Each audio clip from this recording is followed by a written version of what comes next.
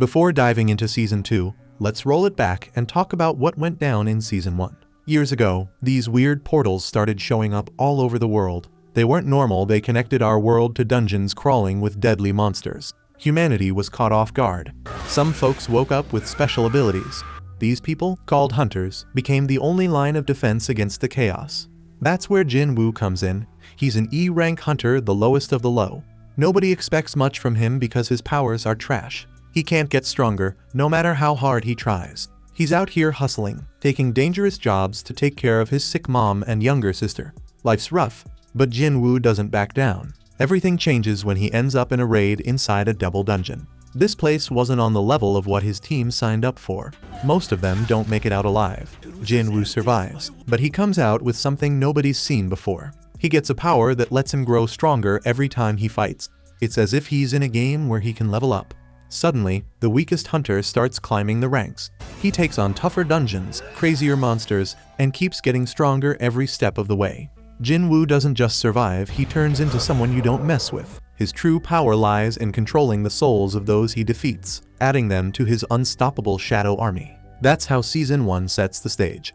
Now it's time to see where Jin Wu's story goes in Season 2. The story picks up with Jin Wu still in bed. Then his phone rings. It turns out to be his sister Jinna. Hearing his voice, she immediately knows he's just woken up and asks if he even knows what time it is. He checks the clock and realizes it's already 2 in the afternoon. Jinna reminds him about her parent-teacher meeting that's happening today. The scene shifts to the meeting, where Jin Wu shows up looking sharp. Jinna is surprised by how polished he looks and asks if something's off. He explains he couldn't show up in sportswear to meet her teacher, so he had to wear something decent. Jinna remarks on how much people can change, and as they walk through the school hallway, Jin Wu catches the attention of several girls, but he stays composed, making the girls wonder who he is. Jinna, noticing the attention he's getting, reminds him that he still doesn't have a girlfriend and offers to introduce him to someone, but Jin Wu isn't interested and brushes it off. Later, Jin Wu sits down with Jinna's teacher, who praises her as a role model for other students. The teacher mentions her good grades and strong performance on mock exams, expressing confidence that Jinna will get into medical college. She hopes Jin Wu won't pressure her too much, and he reassures her that he understands. Before ending the meeting, the teacher asks Jin Wu if he'd ever let Jinna become a hunter if she awakened. Jin Wu firmly says no. The teacher anticipated this answer, so she asked Jin Wu for a favor. The scene shifts again to Jin Wu meeting Song Yi, who is surprised to see him. He reveals that he's Jinna's brother, and Song Yi guesses that the teacher must have asked him to convince her to quit being a hunter. Song Yi refuses to give up hunting and go back to school. Jin Wu tells her she won't be able to make enough money as an E-rank hunter. While she made good money working with his assault team, that was an exception. She cuts him off, telling him to leave if he's just going to lecture her. She points out that Jin Wu is also an E-rank hunter, but Jin Wu clarifies that he's not here to persuade her to quit. Instead, he asks her to follow him. Meanwhile, the scene shifts to Jin Chul welcoming Hwang Dong-su to Japan. Dong-su is surprised to see the head of the Hunter Association himself waiting for him. Jin Chul doesn't waste time and asks how long Dong-su plans to stay. Dong-su reassures him it won't be long. Jin Chul, clearly skeptical, remarks that Dong-su came back to the country he betrayed just to meet 2 specific people. Dong-su corrects him, making it clear that he didn't return for them. Dong-su tells Jin Chul that the surveillance team should turn a blind eye to whatever he does to Jin Wu and Jin Hu inside the dungeon. He makes it clear that his first target is Jin Wu, followed by Jin Hu. Dong-su is confident Jin Chul won't be able to stop him, mocking his abilities, but Jin Chul, staying composed, reminds him that he's simply doing his job. Elsewhere, a monster is being unloaded from the helicopter that Guild Master Choi and his team used to reach Jeju Island. While Choi explains the situation to the Hunter Association chairman, he mentions that the monsters tried crossing the sea to the mainland, but their flight couldn't last long, and they ended up falling into the ocean. Choi warns that if left unchecked, they might eventually make it across. He promises to do whatever it takes to stop that from happening. The scene shifts to Jin Wu meeting up with Sang Min. Sang Min is surprised to get a call from him, especially since Jin Wu rarely reaches out. He also notices that Song Yi is with Jin Wu. Jin Wu apologizes for the sudden request, but Sang Min brushes it off, saying it's no big deal. Sang Min is surprised when Jin Wu asks to observe their training. He explains that the gate they're working with is a level C, which recently appeared. Their conversation is interrupted by a loud, impatient man demanding that they start the raid. He grumbles about wasting time, saying they're not here for a picnic. Jin Wu looks at him curiously, and Sang Min introduces him as Kim Chul, a rank hunter who works as a tanker. Kim Chul is visibly annoyed, complaining about letting low ranks watch his raid. Sang Min explains to Jin Wu that this assault team is made up of 1 rank A, 5 rank B, and 2 rank C hunters. Including Jin Wu and Song Yi, there are 10 people in total. Jin Wu isn't thrilled about the group size. He brought Song Yi along to show her how tough dungeon raids can be, but it feels like this many people might water things down. Sang Min's assistant tells Jin Wu to stay on the sidelines and let the newer hunters take the lead. Jin Wu agrees and keeps his distance. The group enters the gate, but Jin Wu immediately senses something off. The gate behind them starts acting strange, shifting and turning red. Realizing what's happening, Jin Wu tries to escape, managing to squeeze his head out just enough to warn Sang Min to contact the assault team. Before he can get fully out, the gate pulls him back inside. Sang Min quickly contacts Yun Ho, letting him know about the unexpected appearance of a red gate. Without hesitation, Yun Ho heads their way. Meanwhile, inside the gate, Jin Wu and the team wake up in the middle of a vast snowfield. Everyone is stunned to realize the gate has disappeared, leaving them wondering how they're supposed to get out.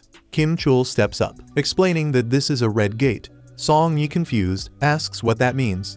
Jin Wu breaks it down for her, explaining that unlike regular gates, red gates cut off all contact with the outside world. The only way out is to defeat the dungeon boss or wait for the dungeon to collapse. He adds that the outside world can't interfere, and the dungeon is filled with dangerous magic beasts. And suddenly, arrows rain down on them. One of their teammates is killed instantly, but Jin Wu reacts in time to catch an arrow aimed at Song Yi, saving her. The rest of the team notices and realizes they're surrounded by ice elves. Jin Wu sees that the elves are far away, which explains why he didn't sense them earlier. He also notices they specifically targeted the 2 weakest members of the group. He reflects that if this had happened 2 months ago, he would have been dead. The ice elves retreat for now, and Song Yi looks confused. Jin Wu explains that ice elves are brutal predators, often referred to by hunters as ice slayers. Kim Chul takes control, addressing the group. He reminds them that no help is coming and says if they want to survive, they'll have to follow his lead. He announces that the group will split into 2 teams, claiming it's the best way to ensure more of them make it out alive. He warns that staying in this freezing environment is a death sentence and offers survival to anyone who joins his group. Most of the group agrees to follow Kim Chul, but he quickly singles out the weaker members, telling them they can't come. Then he explains that 1 day inside the dungeon is equal to an hour outside, and it could take months to defeat the boss or wait for the dungeon to collapse. Kim Chul bluntly says he won't carry dead weight, promising to come back for the weaker ones after the boss is taken down. One of the girls in the group decides she'd rather stick with Jin Wu. Kim Chul scoffs at her decision, calling it foolish. But she quietly tells Jin Wu she's certain Kim Chul didn't notice the arrow earlier. Then she whispers that there's no way Jin Wu is just an E-rank hunter. She believes that Jin Wu's not an E-rank and thinks he might even be a rank or higher. Kim Chul announces that his group will take the main road, so Jin Wu offers to lead his team into the forest instead. After some time, Kim Chul's group notices deep claw marks on the trees. He explains that they have entered ice bear territory and predicts that the E-ranks in Jin Wu's group will not survive. Moments later, they sense movement and realize they are surrounded by ice bears. One of the bears charges, but Kim Chul blocks it with his shield and cuts it down with his axe. Without hesitation, he moves to engage the other bears as well. Meanwhile, the girl in Jin Wu's group spots claw marks and stops the team. She warns them that they've entered ice bear territory and urges them to turn back before encountering the beasts. Jin Wu, however, suggests going deeper. He explains that if this is ice bear territory, they'll only have to deal with the bears, which are weaker than the elves. The girl realizes he's right, no other magical beasts would dare come near because of the bear's presence. As they move forward, Jin Wu notices the temperature dropping. He takes coats from his inventory and hands them out to the group. Everyone is shocked to see him using summoning magic. They put on the coats, finding them warm and comfortable. Song Yi asks Jin Wu who he really is, but he brushes off the question, saying his only job is to protect her since he brought her here. He asks her not to push for answers and hopes the others will do the same. Suddenly, an ice bear appears. Jin Wu doesn't hesitate, he changes his title to Wolf Assassin and prepares to fight. Outside the gate, Yun-ho observes the situation, convinced the red gate is a death trap for anyone but high-ranking hunters. Sang-min informs him that aside from the assault team, another individual entered the gate, sung Jin Wu. Yun-ho asks about Jin Wu's rank, and Sang-min says he's officially listed as E rank, but suspects he may have reawakened, though Jin Wu hasn't confirmed this. Yun-ho doesn't seem optimistic about Jin Wu's chances, but just then, Dong-su arrives with Jin Chul. Yun-ho, clearly irritated, asks why Dong-su is here when he was supposed to be in America. Dong-su avoids answering, instead questioning why an E-rank hunter was allowed to enter such a dangerous gate, especially when he isn't even part of their guild. Dong-su clarifies that he's talking about Jin Wu, which makes Yun-ho curious about how Dong-su knows him. Dong-su looks at the red gate in front of him, disappointed. He figures he might not even get to meet Jin Wu, assuming he's going to die inside the gate. Jin Chul, standing nearby, thinks Jin Wu is lucky in a way. At least he doesn't have to face Dong-su right now. Still, he's unsure if Jin Wu can make it out of the red gate alive. Meanwhile, inside the gate, Jin Wu finishes off the last of the ice bears and levels up in the process. His team, watching from the sidelines, wonders who he really is, but Jin Wu stays quiet. Later, everyone sits around eating bear meat, marveling at how Jin Wu managed to take down all those bears by himself. Then the girl warns them not to let their guard down, reminding them that the monster's lair must be nearby. Song-yi, noticing Jin Wu heading out for exercise after dinner, is surprised, but she can't believe he's training after fighting so many monsters. Then she comments on how strange he is, and the others agree.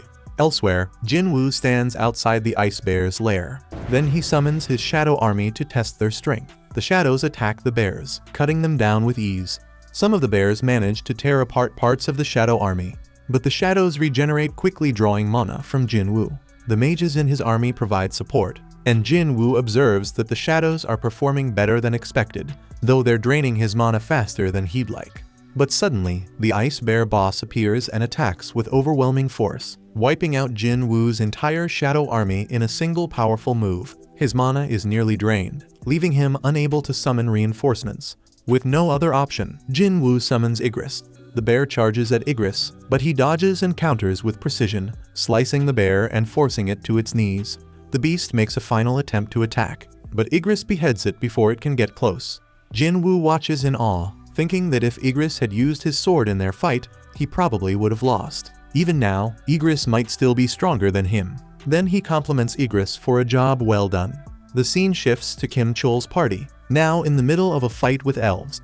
Everyone except Kim Chul is dead. He's in shock, and unable to believe how badly things have gone. Kim Chul reflects on how close he was to becoming an elite member of the White Tiger Guild. However, as he watches the elves closing in, along with the last survivor of his party, panic takes over, and he turns to flee. Jin Wu stands tall over the lifeless death bears, flexing his insane necromancer skills when he commands them to rise. Their shadows emerge from the corpses, joining his growing army of shadows. Outside the portal, Sang-min explains that the strike force has been trapped for 3 hours, which translates to about 3 days on the inside. Red gates are no joke, so Dong-su assumes Jin Wu is already a goner and starts preparing to leave. But then he stops, demanding to know why Jin Wu was hanging around with the White Tiger Guild. Sang-min calmly replies that Jin Wu was just an acquaintance who wanted to check out a C-rank mission. Sang-min feels some relief when Dong-su seems to accept this answer. But then Dong-su shocks everyone by getting in Sang-min's face. He's not buying it. Dong-su knows Sang-min has a knack for spotting fresh talent. Meanwhile, Yun-ho steps in transformed and serious, telling Dong-su to chill. That only gets Dong-su angrier, and he mocks Yun-ho, calling him a big fish in a small pond. Tensions rise, and the two unleash some of their power, shaking the area. The bystanders are terrified, knowing an S-rank fight could destroy everything around them. Despite the warnings, the two charge at each other anyway. In the same time, inside the portal, Kim Chul is relieved after barely escaping the elves. But his relief doesn't last. He stumbles upon the shredded remains of the powerful death bears. The sight is horrifying, and he can't believe the E-ranks he abandoned could have done this. As fear creeps in, he wonders if the Ice Slayers could be responsible and flees into the forest. Meanwhile, outside the gate, Dong-su watches in awe as Jin Chul somehow manages to stop the brewing S-rank battle. Jin Chul humbly explains that he's only intact because the two hunters held back at the last moment. Dong-su stays impressed but skeptical, clearly digging for something deeper. Jin Chul clarifies to Dong-su that he reassessed Jin Wu's rank 2 months ago, and he's confident the kid is just an E rank. To add more fuel, the surveillance team concluded that Dong-su's brother was killed by a magic beast. The place falls into an uneasy silence as Dong-su processes the report, but it's clear the tension isn't going away anytime soon. Dong-su knows the official story is just for show, and he figures if Jin Wu didn't kill his brother, then it must have been you, the rich kid. Jin Chul asks why he's still after Jin Wu, and Dong-su keeps it simple: Jin Wu's an accomplice. Before things can escalate, Dong-su gets called away. As he leaves, he mutters that Jin Wu is lucky. Sang-min watches him go, thinking how nobody really gets Jin Wu's power like he does. Sang-min is confident that Jin Wu will make it out of the Red Gate. Meanwhile, inside the gate, Jin Wu's group is resting by a fire when Kim Chul stumbles across them. He's furious to see them alive and thriving with weather gear, blankets, and food. Kim Chul confronts them, screaming that his team died because they had nothing. He blames them for hoarding supplies, calling them out for his dead teammates. Kim Chul pieces together that Park must have joined their group because she knew they had gear all along. Furious, he demands that whoever is responsible confess, counting down from 3. When nobody steps forward, Kim Chul screams Jin Wu's name, already convinced he's the one. Then he charges at the group, intent on taking them all out. But before he can strike, Jin Wu appears out of nowhere and absolutely crushes him. Everyone is stunned to see their leader back. Jin Wu glares at Kim Chul, disgusted that he's blaming others for his failures, but that wasn't Kim Chul's only mistake. Jin Wu senses even more trouble approaching. Turning to the shadows, Jin Wu calls out to the lurkers, telling them their aura is way too strong to hide. The ice elves, startled, drop their stealth and reveal themselves. Their leader steps forward, surprised to see a human with real strength. The leader tries to provoke Jin Wu, but everyone is stunned when Jin Wu fires back in the language of the magic beasts. Jin Wu himself is surprised, but he figures his cheat system must be helping him out. The elven leader explains why they're there. One of his men sensed Jin Wu's power when he stopped the arrow earlier, so the elves are eager to test him. But before the leader can finish his speech, Jin Wu makes his move. With a single lightning-fast strike, he chops off the head of the first challenger, silencing the wind. The boss is laughing his head off, but Jin Wu isn't smiling. Then he steps right up and swings at the boss. But the boss blocks it without a hitch, and Jin Wu knows this dude won't go down easy. The boss keeps grinning and cracks a joke about Jin Wu not being human, wondering why he's even pretending. Jin Wu doesn't understand what the guy is talking about. The boss starts laughing again, saying Jin Wu clearly doesn't know what's going on. Turns out, elves hear some voice in their heads telling them to take out humans. But when it comes to Jin Wu, we hear nothing because you're not a human. Jin Wu starts putting it together. This could be tied to his system. Maybe the voice ignores him because he's the player. The boss, acting all calm, tells Jin Wu to hand over the humans to avoid trouble. Jin Wu wants answers. Then he asks what their issue with humans is in the first place. The boss starts explaining, but suddenly his body glitches like a bad signal, and he repeats himself without even realizing it. Something isn't right. Jin Wu refuses, so the boss asks if Jin Wu really wants to go against them, warning him they've got the numbers to back it up. Jin Wu doesn't flinch. He summons his shadow army, leaving everyone stunned. The boss thinks it's some kind of trick, but Jin Wu is done talking, ready to throw down, and the boss steps up. The fight explodes, blades clash, arrows fly, and blood spills everywhere. The members of the group try to escape, but the archers lock onto them. Jin Wu jumps in, showing off his incredible skills, and takes them out without hesitation. Still, he starts seeing why the boss feels so confident. These elves hit hard, way harder than expected. Jin Wu's army is immortal, but keeping them up drains magic. He's got a lot of it, but even that won't last forever. On top of that, the boss is stronger than him by a mile. The boss charges straight at Jin Wu. Jin Wu figures out that even if he fights alongside Igris, this guy is still too much to handle and everything is stacked against him. His regular soldiers won't cut it, so Jin Wu knows he needs stronger reinforcements to win this battle. The boss finally gives his name Barca and Jin Wu responds with his own name, ready to go all in. The two warriors rush each other and Barca comes in strong, showing he's got the upper hand. He's feeling good about it, but Jin Wu flips the script, teleporting his blade to the other hand. They dodge each other's strikes by a hair, but in the end Jin Wu gets knocked back. Barca's hyped he hasn't had a fight this good in ages, but Jin Wu isn't done yet. With a sly grin, Jin Wu catches him off guard as a massive meteor comes crashing down on him. Nearby, Kim Chul wakes up, dazed and barely remembering the beating he took. Anger flares up and he grabs his sword, cursing Jin Wu under his breath. Jin Wu's magic soldiers bought him some time, but Barca isn't impressed and comes in swinging again. That's when Jin Wu catches Kim Chul creeping up from behind. Jin Wu already saw this coming, so he has Igris throw down a smokescreen. In the haze, Jin Wu and Igris make their move and end Kim Chul's life. As Kim Chul realizes Jin Wu played him from the start, his shock is written all over his face. With Kim Chul out of the way, Jin Wu commands him to rise, and light bursts from his lifeless body. Barca's still charging, shouting that hiding won't save Jin Wu. His confidence takes a hit when a new soldier steps out and forces him back. Jin Wu introduces his latest recruit, Iron, who roars like a beast ready to throw down. Barca doesn't back down and jumps into the fight, but after a few exchanges, he picks up on Iron's lack of speed. Nearby, Song Yi watches everything go down, wondering if all hunter battles are this insane. The others shake their heads, saying they've never seen anything like this in their lives. Barca eventually decides Iron isn't enough of a challenge and calls Jin Wu and his knight to join the fight. Jin Wu's all for it, and the 3-on-1 showdown kicks off.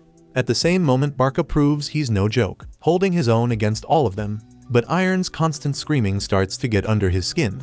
Then Barca decides Iron's gotta go first, but Iron's built like a fortress. Barca's confidence keeps climbing as he dodges Igris's attacks with ease. That confidence doesn't last long, though Jin Wu lands a hit, stabbing him clean. Even so, Jin Wu can't help but respect Barca's skill, noticing how the elf avoided a killing blow, even with chaos all around him. Barca hates being disrespected, but Jin Wu gives him props for holding out this long. Jin Wu shows some respect, but he's also curious about how his shadow army's doing. That's when Barca realizes something's up, so he looks over at the battlefield and sees his entire clan wiped out. Even with that, Barca doesn't panic. He's sure that if he takes Jin Wu out, the army will crumble. But while he's scheming, Jin Wu throws his dagger. Barca dodges and starts clowning him, calling him a fool for tossing his weapon away. But Barca doesn't know Jin Wu like that. With a flick of his will, Jin Wu calls the dagger right back. Barca barely blocks it, but the move destroys his weapon. That's when Jin Wu sends Iron in to pin Barca down. So with Barca locked up, Jin Wu gives the green light for his magic soldiers to unload a massive fire attack. But Barca's not done yet. He breaks free, slicing through Iron and swearing to wipe out every human. Before he can make good on his threat, Jin Wu shuts him down, telling him the fight's over. Barca's still stubborn, says it's not over until he decides. But too bad for him, Iron regenerates and crushes him for good. Jin Wu lays it out, Barca's done for. At the same time, ground starts shaking, but it's just Iron making sure the job's finished. Jin Wu pulls Iron back, reminding him to keep it in check. He doesn't want this kind of behavior becoming a thing. The group breathes a sigh of relief, happy the fight's over, and Jin Wu, cool as ever, tells them it's time to head out. While they're relieved, Jin Wu's still got business. He takes a moment to look at Barca's lifeless body. Meanwhile outside, Sang Min mentions that Yun Ho can go home now. A week has passed inside the portal, and Yun Ho's been stressing about what might have happened. Even so, he refuses to leave. Then out of nowhere, people start coming out of the portal. Yun Ho's sure it's Kim Chul since he believed his guild member could handle things. But he's dead wrong. Instead, Sang Min turns out to be the one who's right. Jin Wu steps out, calm and collected, as the gate closes behind him. Yun Ho, confused and worried, starts asking about Kim Chul. When he finds out the truth that only the low-ranked hunter made it out, he's left wondering what really went down in there.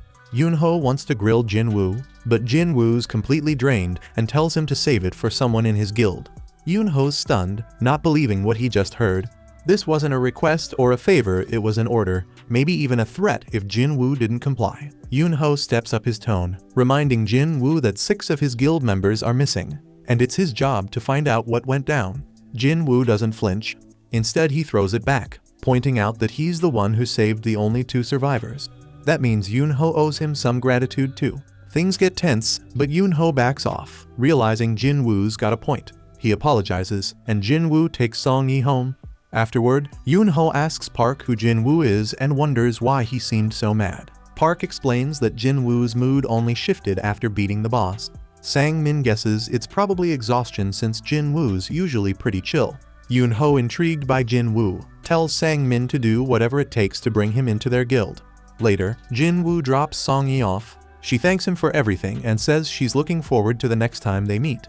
On his way home, Jin Wu reflects on the day, realizing it hasn't even been 24 hours since they got trapped. He's frustrated that all he got for his trouble was a single dagger and figures Barca must have been too high level. Looking back, Jin Wu remembers trying to make an immortal soldier out of Barca. He had 3 chances to extract him but failed every time. At least he got iron out of the deal, but it weighs on him that this was the 3rd time he had to take human lives. The next day, Yu meets up with Jin Wu, but Jin Wu's thrown off by Yu's outfit. They're heading out on a mission, but Jin Wu tells Yu they need to pick someone up first. That someone ends up being Song Yi, and Yu is shocked by how casual Jin Wu and Song Yi are with each other.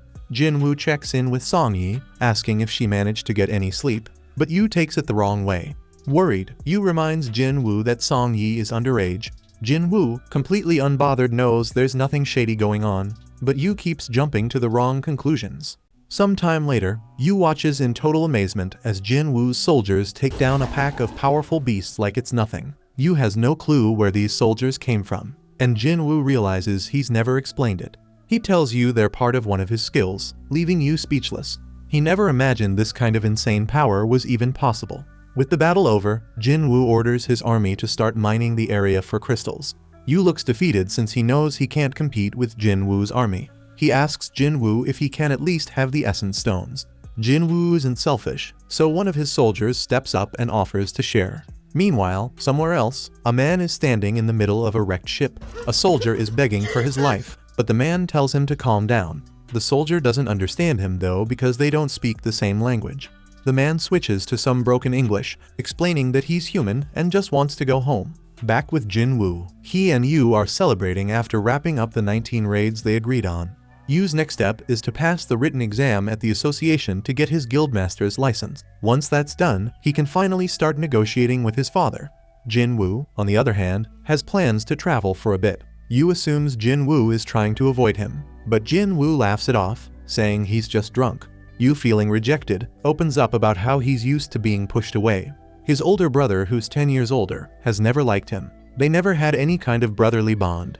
Jin Wu though has done so much to help him. Yu wishes Jin Wu could have been his brother instead. Seeing how much Yu is hurting, Jin Wu tells him that from now on, he'll consider Yu his little brother. Elsewhere, the mysterious man from the ship has been restrained.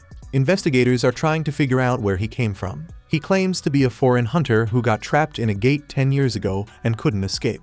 He says he finally found an exit that brought him to a gate in America. The investigators are suspicious, worried he might be a humanoid magic beast. To be sure, they've called in an S-rank hunter named Dong Su to do the questioning. For now, all they know about the guy is his name Il F1 Sung. Later, Jin Wu tells his sister he'll be traveling for a week. She comments on how busy he's been lately and asks who he's going with. Annoyed by the question, Jin Wu brushes it off, saying he's going with a friend. Jin Wu heads back to the entrance of the demon castle. He remembers the last time he was here he was only level 20 and barely made it out alive after fighting Cerberus. Now his level is 3 times higher, so he figures this challenge should go a lot smoother. Using the key from his system, Jin Wu steps inside, going over the quest objectives in his head. The castle is crawling with demons, and his job is to gather their souls. But when the quest updates, Jin Wu is floored. It says he needs to collect 10,000 demon souls. He can't even believe there are that many demons packed into this place. Still, Jin Wu stays focused on his real goal, getting the ingredients for the elixir of life. No matter how many demons he has to fight, nothing will stop him from finishing this quest. Meanwhile, Yu is having a serious talk with his father. He tells him he wants to take over the guild, fully aware that his older brother is planning to do the same. Yu doesn't agree with his brother's approach though. He's convinced his brother is going to bring in some outsider to run things, and he thinks that's way too risky for the company. But Han seems more worried about Yu's choice of friends. Specifically, he's talking about Jin Wu. Han points out that Jin Wu has been involved in 3 major, mysterious and highly controversial events. First, there was the double dungeon. Then, there was the raid where Dong Suk's entire team got wiped out. Finally, there was the surveillance hunter who murdered a group of convicts. Jin Wu wasn't just present at all of these events, he managed to survive them all somehow. On top of that, Jin Wu was also involved in the Red Gate incident, where he led the survivors to safety. And now, he helped Yu clear the 19 raids needed to become a master hunter. Han isn't thrilled about all this. He feels insulted that Yu leaned on someone like Jin Wu to gain control of the guild. Yu admits he didn't handle things perfectly, but he still believes he knows what's best for the guild. That's when Han shocks him by agreeing to let you take charge, but only under one condition. Han says the White Tigers Guild has been eyeing Jin Wu ever since the Red Gate incident. Jin Wu is clearly someone important, and Han wants him in their guild instead. He asks if you can make it happen, and Yu promises that he will. Back in the demon castle, Jin Wu is frustrated, realizes he can't extract the demons to add to his army, and has no idea why. He's already taken down a whole bunch of them, but it feels like all that effort might have been for nothing. Suddenly, Jin Wu gets an entry permit for the next floor. A beam of light shows him the way. As he follows it, he's still trying to wrap his head around how massive this dungeon is. It's like a whole city packed into one building, and all the walking is starting to wear him out. Good thing Jin Wu doesn't have to walk the whole way. He summons the bear leader to carry him. He runs into a swarm of demons blocking the path, but that's no problem for his beast. The bear charges straight through them like they're nothing, so Jin Wu decides to name him Tank. Meanwhile, a group of girls is hyped as they admire Chahi. While they talk, Chahi remembers her conversation with Mr. Choi. He decided to keep the reports about the flying ants under wraps, but Chahi thinks they should let the public know. Mr. Choi explained his reasoning: it would only spark panic. Instead, they should focus on strengthening their organization. As the biggest guild in the country, getting stronger is the best move for their future. Back with Jin Wu, he's cutting through more demons. At first, he worried this might be an S-rank dungeon when he got the key, but the demons are closer to high-level B rank. There's a ton of them though, and they keep getting tougher the higher he climbs. By only killing the demons needed to pass each floor, Jin Wu has made steady progress. He figures this castle has 100 floors, just like the tower, and wonders how strong he'll be by the time he reaches the top. When he hits 4,000 souls collected, Jin Wu reminds himself to keep an eye on his supplies. He's also racing against time, needing to keep his promise to Jinna that he'll only be gone for 1 week. Finally, he reaches the 10,000 mark of souls collected and starts thinking about how far he can go. That's when he runs into a group of powerful monsters. The leader has its name displayed in red, which means one thing: this is a serious threat. Its name is Vulcan, and it's the boss of the lower floors. Elsewhere, Sang is searching for Jin Wu, but his sister told him he's away on a trip. There's no record of him being on a raid or leaving the country. The association's last trace of him is right in the middle of a city, and now they can only guess where he is. Back inside the dungeon, Jin Wu sizes up Vulcan. He tells his army to handle the smaller demons while he takes on the boss. His soldiers leap into action, cutting down the demons with ease. Jin Wu's progress in his intellect ability means he can summon more soldiers and maintain them longer. The extra magic power has made fighting much easier. As he watches his army do their thing, Jin Wu locks eyes on the boss demon. Vulcan hasn't moved yet, so Jin Wu assumes it's just sitting there waiting. But the second Jin Wu drops his guard, Vulcan explodes into action, moving with incredible speed to attack. Jin Wu is stunned. It was way faster than he expected. Jin Wu moves with insane speed, dodging the attack and firing back with a counter that lands hard. His punch sends the giant boss flying, and even Jin Wu is shocked. All he did was throw a punch, so now he's wondering if he leveled up his strength. But Vulcan is far from done. The beast lets out a thunderous roar, shifting into what looks like another mode.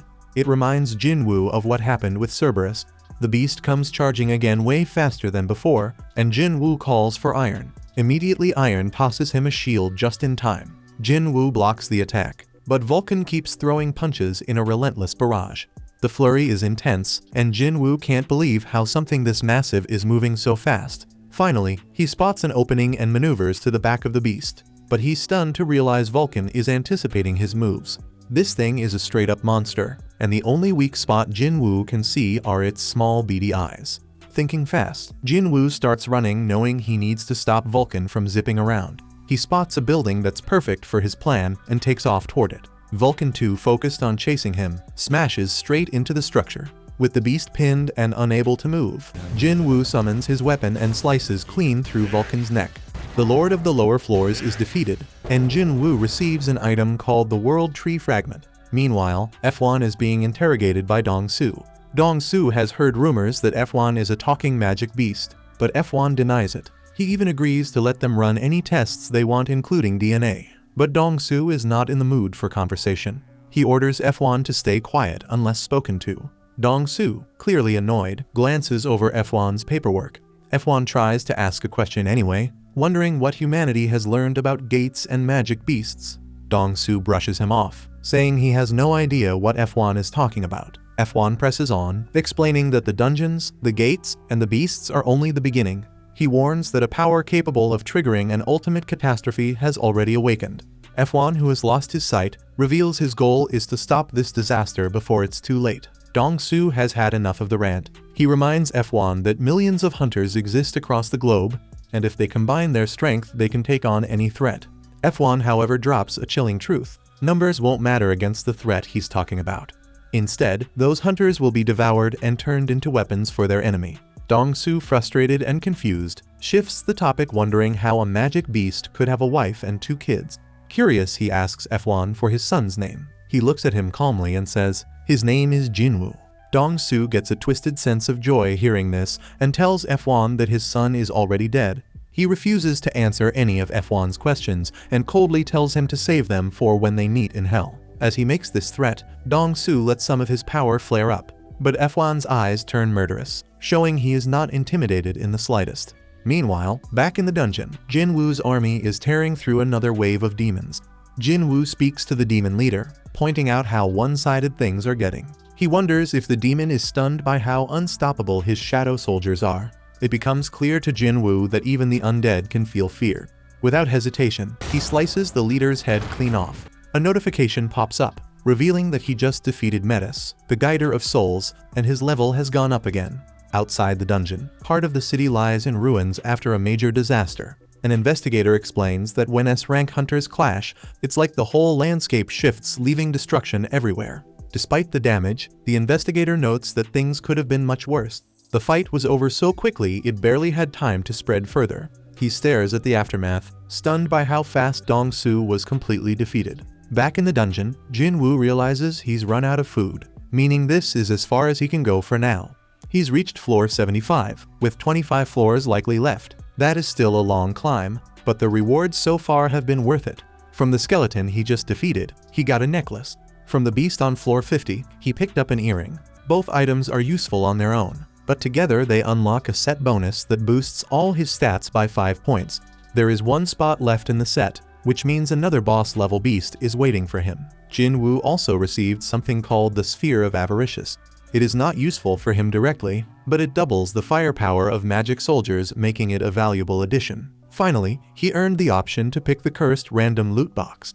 Jin Wu had worried he would not get another shot at the box, so he is relieved to receive a second key. Unfortunately, the key comes with no details, so he has no idea when or where to use it. Jin Wu shakes off the distraction, reminding himself of his real mission, the ingredients for the elixir of life. He already got the world tree fragment from Vulcan and the spring water from Echo Forest after defeating Metis. That makes 2 out of the 3 ingredients he needs. Only 1 ingredient remains before he can save his dying mother. Jin Wu vows that the next time he steps into this dungeon, he is finishing the job. After Jin Wu exits the instance dungeon, he starts thinking about the next step. The only thing left for him is the purified Demon King's blood. He knows it's going to take everything he's got to get it, so he plans to be fully prepared. Looking at his stats, he notices how much his level has jumped after his recent journey. The issue though is that he's still ranked as an E-rank hunter. Even though he can keep leveling up, his current rank won't let him participate in high-level raids. That's when Jin Wu decides it's time to drop the act and show the world what he's really made of by getting his rank reassessed. The next day, Jin Wu heads to the assessment center. Meanwhile, Kichul, Sang's right-hand man, is also at the center scouting hunters. He casually sizes up the other hunters, predicting their ranks when his eyes land on Jin Wu. Shocked to see him there, Kichul quickly calls Yun-ho, letting him know Jin Wu is getting his rank reassessed. Without hesitation, Yun-ho drops everything and heads to the center. While Jin Wu waits for his turn, he overhears 2 hunters talking. One of them reassures the other not to stress too much, saying the test is straightforward. The nervous guy reveals his problem. He needs to make money as a hunter, or his wife and daughter are leaving him. The other hunter encourages him, saying as long as he ranks above E, he'll be fine. He even points to the recruiters, explaining how they're eager to offer contracts to anyone ranked higher than E. Jin Wu quietly reflects on how E-rank hunters have always been overlooked. Then his name gets called for the test. Inside, the examiner notes that he's here for a reassessment and assumes he knows the procedure. She asks him to place his hand on the black crystal. Jin Wu does what she says, but her expression changes when the machine displays an error. Thinking it's a fluke, she has him try again. When the same error pops up repeatedly, her superior steps in. He tests the crystal himself and the error appears yet again. After inspecting the machine, he realizes this isn't a malfunction. The crystal can't evaluate Jin Wu's magical power because it's off the charts. The examiner is stunned as the superior announces that Jin Wu has surpassed the machine's limits. That's when they both realize they're looking at the country's newest S-rank hunter. Meanwhile, outside the evaluation center, Mr. Choi asks Jin Chul how the investigation on the winged ants is going. Jin Chul explains the department has been dissecting samples, comparing them to older ones. Progress is being made, but it will still take time to get solid answers. Mr. Choi nods before bringing up the Red Gate incident, saying he heard about the White Tiger Guild letting someone outside the guild join their raid, claiming this person even took down the boss. He asks Jin Chul who this person is, but Jin Chul admits he doesn't know. Turns out he was there during the raid but left before it ended. As they talk, Mr. Choi notices some sort of commotion inside the building. They both step inside to figure out what's going on. Word is spreading fast. Jin Wu's magic is so strong the machine couldn't read it. Everyone's amazed, whispering that something like this has never happened before. The examiner tells Jin Wu he has to return in 3 days so they can use a stronger machine to evaluate him. Kitchell watches from a distance, realizing Sang was right about Jin Wu being special. He knows it's time to approach Jin Wu and strike up a conversation. Just then, Mr. Choi and Jin Chul enter the scene. Jin Wu recognizes Mr. Choi as the ultimate hunter, one of the strongest fire mages out there. Mr. Choi notices Jin Wu's intense aura, understanding that he's the cause of all the attention. Planning to recruit Jin Wu, Mr. Choi starts walking toward him, but Jin Wu doesn't even stop to listen. He walks right past Choi without hesitation. The entire room goes silent. Mr. Choi, stunned, turns to Jin Chul asking if he was properly introduced earlier. Jin Chul confirms he was, but Jin Wu simply ignored it. By the time they look again, Jin Wu has completely disappeared. They figure he's an assassin type since he moves so quietly. Moments later, Yoon-ho rushes into the center, clearly out of breath. Seeing him arrive in such a hurry, Mr. Choi pieces everything together, realizing Jin Wu must be the hunter who cleared the Red Gate. Mr. Choi becomes certain that Jin Wu is an extraordinary talent. Without sticking around any longer, Mr. Choi leaves, while Yoon-ho is left overwhelmed, knowing the one person he didn't want finding out about Jin Wu now knows. At night, Jin Wu sits quietly beside his mom's bed watching her sleep. Before leaving, he tells her to hang in there a little longer. Stepping outside, he runs into Jin Chul, who's waiting for him. Jin Chul admits that Jin Wu proved him wrong. He explains how the surveillance team's job is to keep tabs on hunters and deal with those who break the law. He used to think he was great at reading people, but Jin Wu shattered that confidence. As Jin Wu heads for the exit, he asks if the surveillance team is keeping an eye on him too. Jin Chul clarifies they're not monitoring him as a criminal. He explains that the surveillance team has authority over most hunters, but S-rank hunters are a different story. Nobody can really control them. Jin Wu keeps walking, but Jin Chul stops him, saying someone wants to meet him. Gun Hee, the chairman of the Hunter Association, steps forward, introducing himself and asking for a chat. They sit down and Gun Hee congratulates Jin Wu on becoming an S-rank hunter. Jin Wu looks confused, but Gun Hee explains that the reassessment was just a formality. The moment the machine couldn't read Jin Wu's power, he was already classified as S-rank. Jin Wu asks why the reassessment was even necessary, and Gun Hee reveals it was a grace period. It gave the association a chance to talk to him before anyone else. Gun Hee shares that while the association has many hunters, only a few are exceptional. Most elite hunters join guilds to chase fame or money. He points out that even someone as skilled as Jin Chul, one of their best, is only ranked A. The association desperately needs someone stronger.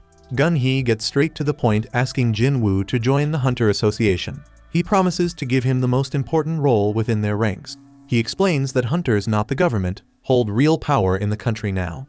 At the center of everything are the 5 major guilds, which barely keep a fragile balance. If Jin Wu were to join one of those guilds, it could completely upset that balance. Gun Hee proposes something bold. He wants Jin Wu to join the association and help make it the 6th major power, strong enough to keep the guilds in check. He lays it all out and asks Jin Wu what he thinks. Jin Wu takes a moment to seriously consider the offer, realizing it might be a rare opportunity. Jin Wu notices Gun Hee's incredible presence.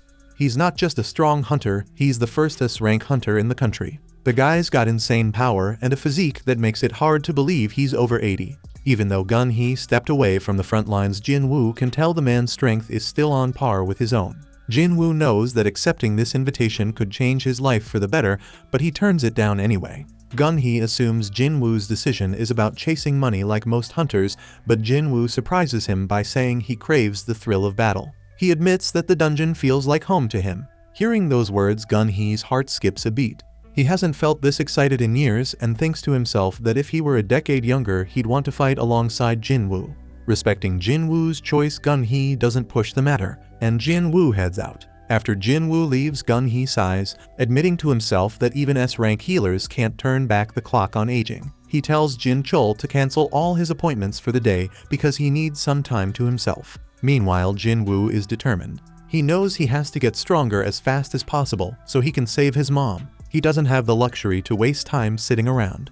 Over in America, Dong-soo is lying in a hospital bed, finally awake. The deputy director shows up to question him about F1. He asks if F1 is really a magical beast. Dong-soo, still bitter and angry, tells him that whatever power F1 used definitely wasn't human. He's convinced F1 is some kind of magic beast. The deputy director accepts his answer and turns to leave, but Dong-soo stops him, asking what the administration plans to do about F1. The deputy admits they're tracking him, but after what happened to Dong-soo, they're not confident they can catch him. As the director leaves, Dong-soo sits stewing in his anger, replaying F1's warning in his head.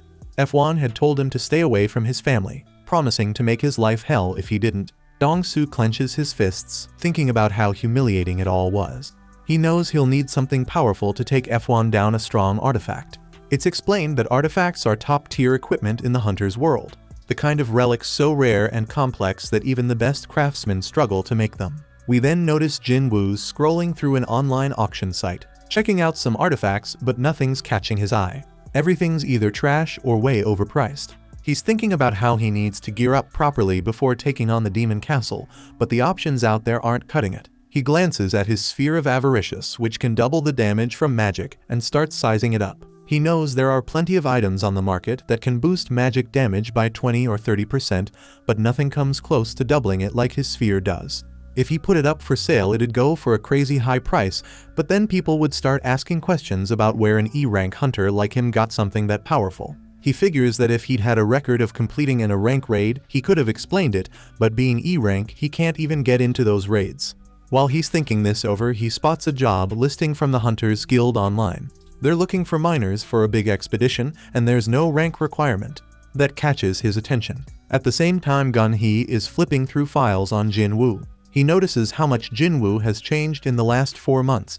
He wonders if Jin Wu might be a false ranker, but Jin Chul sets him straight. He explains that Jin Wu's been injured plenty of times in low-rank dungeons, so that rules out any false ranker rumors. Jin Chul also shares that Jin Wu became a hunter to support his sick mom and pay for his sister's school. Gun-hee's impressed by how much he's sacrificing for his family. Then Jin Chul drops another piece of news: Jin Wu has signed up for the Hunters Guild's raid mission. Gun-hee isn't thrilled, thinking Jin Wu probably couldn't resist the sign-up bonus. But Jin Chul surprises him again, revealing that Jin Wu didn't join the assault team, he signed up for the mining crew. Now Gun-hee's stumped, wondering what Jin Wu's planning. Meanwhile, Jin Wu shows up at the gate site and gets accepted as a miner thanks to his strength as a combat-type hunter. He explains how big gates, especially rank A1's, work. You need a ton of people to handle them. Assault teams to take down the monsters, mining teams to gather mana stones, and recovery teams to collect the monster corpses. Since this many people are involved, the rewards are massive. Inside the dungeon, the action's heating up. Guildmaster Mr. Choi is out there soloing monsters with his fire magic. His flames torch the creatures while the tanks shield him and the rest of the team from the blowback. The monsters are toast literally, but Mr. Choi doesn't stop. He keeps pushing forward, ready to take down whatever's next. Not long after, the assault team rolls out of the dungeon, and Jin Wu figures they must have taken out every monster except for the boss so the gate doesn't shut. He's thinking Mr. Choi has to be crazy strong to lead a team out of a gate without breaking a sweat. The miners start chatting about the second in command of the Hunters Guild, and that's when Chahi steps out of the gate. Jin Wu checks her out, sizing up her aura, and it's clear she's no lightweight. For a second, Chahi picks up on a powerful presence too, but it vanishes before she can figure it out. She shakes it off, thinking it's her imagination, but Jin Wu notices how sharp she is. He's impressed and decides it's time to get to work. The miners head into the gate and start digging up mana stones. Jin Wu's not really focused on the stones, though his mind's on the rank A boss. He's itching to see it with his own eyes, at least once. While he's working, he overhears some of the miners whispering about his E rank. Same old story, and he's not surprised. He brushes it off and keeps grinding. When they catch a glimpse of his muscles, they start wondering if he's really E rank. The guy looks way too strong for that. After a while, it's lunch break, but Jin Wu keeps swinging his pickaxe. The leader of the miners tells him to take a break, but Jin Wu waves him off, saying he's not stopping until he finishes this spot. The rest of the crew leaves the dungeon, but Jin Wu gets that sly look in his eye. This is his shot to check out the boss. He bolts straight to the boss room, heart pounding, thinking this boss has to be the toughest thing he's ever come across. He knows he's not supposed to mess with it. Taking it down would be a huge loss for the Hunters Guild, but his instincts won't let him back off. He summons his dagger, ready to charge in. Right as he's about to move, Chahi stops him in his tracks. She steps in and asks what the hell he's doing there, catching him red-handed. Jin Wu figures he messed up big time and tells Chahi he just got turned around and ended up here. She fires back, asking if he is from the mining crew, and lets him know he is in the territory of the boss, telling him to step back. Jin Wu is thinking Chahi totally lives up to the buzz. He did not even notice her coming until she started talking. Then Chahi points out that the dagger she saw in his hand earlier is gone, wondering if she was just imagining it. Jin Wu apologizes for wandering off, and she warns him to get out right away before he riles up the boss. As Jin Wu starts to leave, she spots something off and tells him to stop. He does, and she takes a quick sniff, surprised that he does not smell funky. She asks if he is really a hunter, and finds out he is, though he is just an E rank. He wonders if something is wrong, but she shrugs it off and tells him to be careful on his way out. As he turns to leave, she thinks maybe he does not smell bad because his rank is too low. Ironically, she figures he actually smells pretty good. Later, we see Jin Wu heading back into the dungeon after his break, while his mining buddies are all jealous that he got to meet Chahi when he got lost. They say they can only check her out from a distance, explaining that she is always patrolling the area to keep the boss in line, even if it means skipping her own break. Jin Wu realizes that is why she was hanging around the room of the boss. The mining boss even tells him that she is kind of picky about the scent of other hunters. The miners explain it is because of her unique build, which is why she always covers her nose with a handkerchief. Jin Wu notices her reaction to him was different and starts wondering if that means he does not carry the usual hunter scent. He recalls that the boss of the Red Gate said something similar and figures it must be because he is a player. Now he is left wondering what being a player really means, though he honestly has no clue. Later, we see him cashing in after the mining grind is over. The miner boss even thanks him because they wrapped things up early thanks to him. The crew tells him he has got some mad talent, and the boss adds that he has never seen anyone like him in all his years. The boss asks if he would be down to work for him from now on, promising fair pay, but Jin Wu says it is just a one-off job for him. The boss is not too thrilled with that answer, but he still begs Jin Wu to stick around for one more day, explaining that tomorrow they have got back-to-back A and C rank missions. Jin Wu figures his re-evaluation test is the day after tomorrow, and he feels like he really got a handle on the raid process today. However, he is pretty shocked to learn that the Hunter Guild is stacking raid missions one after the other. They are handling 2 missions tomorrow. The boss breaks it down. The second assault team is on deck for tomorrow's missions, and Jin Wu is totally blown away. He boasts that the Hunter Guild's biggest flex is having 2 assault teams that can raid a rank gates, something no other guild in the country can pull off. After hearing all that, Jin Wu agrees to roll through tomorrow too, and the boss is pumped. He tells Jin Wu he is going to talk to his higher-ups about doubling his salary. Jin Wu tells him not to worry about it, but the boss is having none of it. Later that night, we catch Chahi asking someone to dig up info on Jin Wu from the mining crew. It turns out the person already knows Jin Wu. He tells her that Mr. Choi had him do the same thing the other day, but he cannot share any details since all info on him is sealed by the Hunter Association. He thinks it is kinda sketchy. He has never seen the association lock down info on someone who is not a high-level hunter. Chahi cuts the call and flops onto her bed, wondering what all this could mean. She figures she has met a ton of hunters before, but this is the first time she has come across someone who actually smells good. The next day, Jin Wu pulls up to the gate site, and everyone welcomes him like he is a high-profile guest. It brings back memories of his early hunting days, and he cannot help but smile. They decide to kick things off with the C-rank gate, and you can see Jin Wu mining those monostones like a straight-up excavator. After wrapping up work, he grabs some grub with the crew, and the boss gives him mad props for all his hustle, saying they only finished early and hit this lunch break because of him. The boss even wonders if Jin Wu really does not want to stick with them, offering to pay him 5 times more, but Jin Wu straight up refuses. Then, the captain of the second assault team, Sun Cahoon, rolls in asking if he can borrow someone from the mining crew because their porter bailed today. The boss suggests that the recovery team would be better at carrying stuff, but Cahoon fires back that they already said they were short-staffed. The boss is not too happy with that, so Cahoon ups the offer by throwing in a risk allowance if the miners roll with him into the dungeon.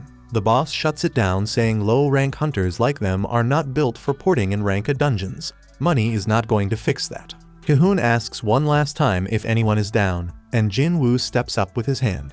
The boss tries to talk him out of it, but Jin Wu tells him not to worry because he has got guts. They still try to stop him, saying he is too new and does not know what he is getting into, but Cahoon just asks his rank. When he hears Jin Wu is E rank, Cahoon shrugs and says that is cool, so he is bringing him along. They then head to the gate, and Jin Wu notices this gate is bigger than the one from yesterday. Cahoon mentions it might be larger, but its magic power is not as strong as yesterday's, assuring him it is not dangerous, or else the second team would not be there. Jin Wu then sees there are 6 rank A and 3 rank B hunters on the team, making it a legit assault team even without an S rank hunter. They head into the gate, and while Jin Wu figures the magic power here is definitely lower than before, he still senses something ominous better resembling the red gate.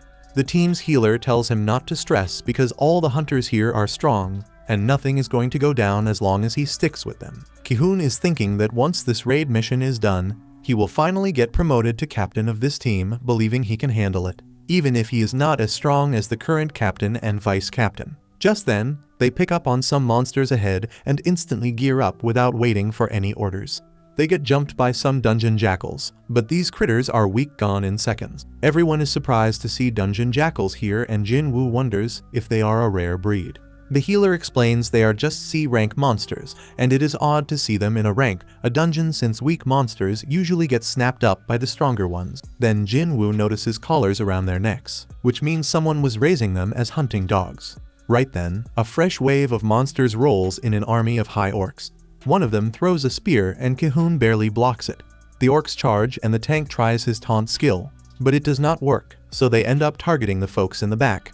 One orc manages to push them back, but the monsters take no real damage thanks to their high magic resistance. The party's mage tries to bind one of them, but it is too strong, so the fire mage summons 2 fire soldiers to back her up. The fire soldiers go to war with the orcs while the rest of the team is busy fighting. The orcs injure the team's martial artist and they ask the healer to patch her up, but she is already busy healing the tank. Cahoon starts thinking they are seriously outnumbered and this might be the end for them, especially when the orcs chop off one of the hunter's arms. Hoping no one dies, the healer fixes up the hunter who just lost his arm, regenerating it completely, while the bespectacled mage holds off the orcs. Then an orc sneaks up behind the healer and she braces for the worst. Out of nowhere, Jin Wu steps in with his ruler's hand, ripping out the orc's spine. The healer is left stunned and Jin Wu uses his stealth skills to back up the other hunters, sneaking around and attacking the orcs quietly to weaken them before anyone notices. The team is surprised to see the orcs suddenly losing their edge, so they go all in, launching a full-scale offensive and taking them down one by one. Jin Wu does not want to stand out as an outsider, but he refuses to let anyone die on his watch. He keeps sneaking around, taking down the monsters without drawing too much attention. In the end, the rest of the hunters finish the job, wiping out all the orcs. Cahoon checks in with everyone, making sure they are all good, and he is relieved to see they are. The healer tells him something weird went down during the fight, and Cahoon adds that he noticed the monsters suddenly got way weaker. He asks the mages if they had a hand in it, but they deny it, saying there is no way that could happen without someone on the assassin-type side handling things. They decide not to overthink it since they ended up winning in the end, chalking it up to pure luck. Meanwhile, the bespectacled mage in the crew figures their porter really underestimated them. He should have known his stealth would be picked up, especially with a magic caster around.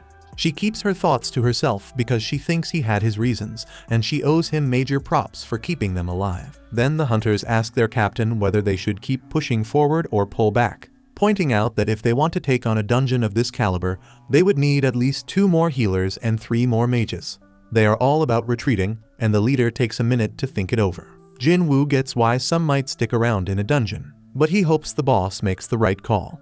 In the end, the leader decides to pull out, and everyone is relieved. They roll up to the exit gate, only to find it sealed off by a barrier. They all remember that this thing was not there when they first rolled in, so the mages step up to break it down, feeling grateful they chose to dip because this dungeon is clearly packing some high-level magic.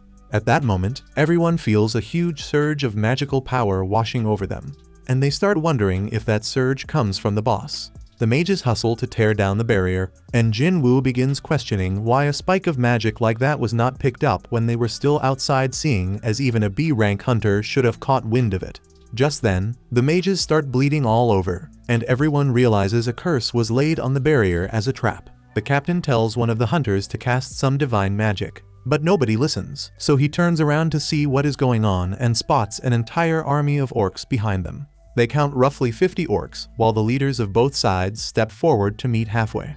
The orc leader tries to communicate, but his words make no sense to them, and then the orc shaman takes over the leader's body and starts speaking in human. The shaman introduces himself as Kargalgan and tells Kahun he wants to see the humans. Kahun asks if he was the one who blocked the entrance, and the shaman confirms it. Kahun then asks if there is any stronger force in the dungeon, and the shaman replies there is not, ordering him to choose between coming to see him or dying at the hands of his soldiers. Kahun clearly opts to face the shaman, and the orcs lead the way. Meanwhile, Kahun tells Jin Wu they are going to attack the boss as soon as they hit its chamber, which will distract it long enough so it cannot keep up the barrier. He orders Jin Wu to take the chance to dip out and alert the other assault team, leaving Jin Wu to wonder if they are setting themselves up for a fatal end. Kahun makes it clear that their mission is to shut down the gate, not to come out of the dungeon alive. The healer hands Jin Wu a short will, asking him to give it to her family. Jin Wu accepts it, hoping it never comes to that, while she stresses that they have to complete the mission even if things are different for him and he must make sure he escapes. Jin Wu thinks this desperate situation reminds him of the double dungeon, but the people here are nothing like those he has seen before. At the same time, outside the gate, Chahi is searching for Jin Wu, but she cannot find him and wonders if he bailed on the team.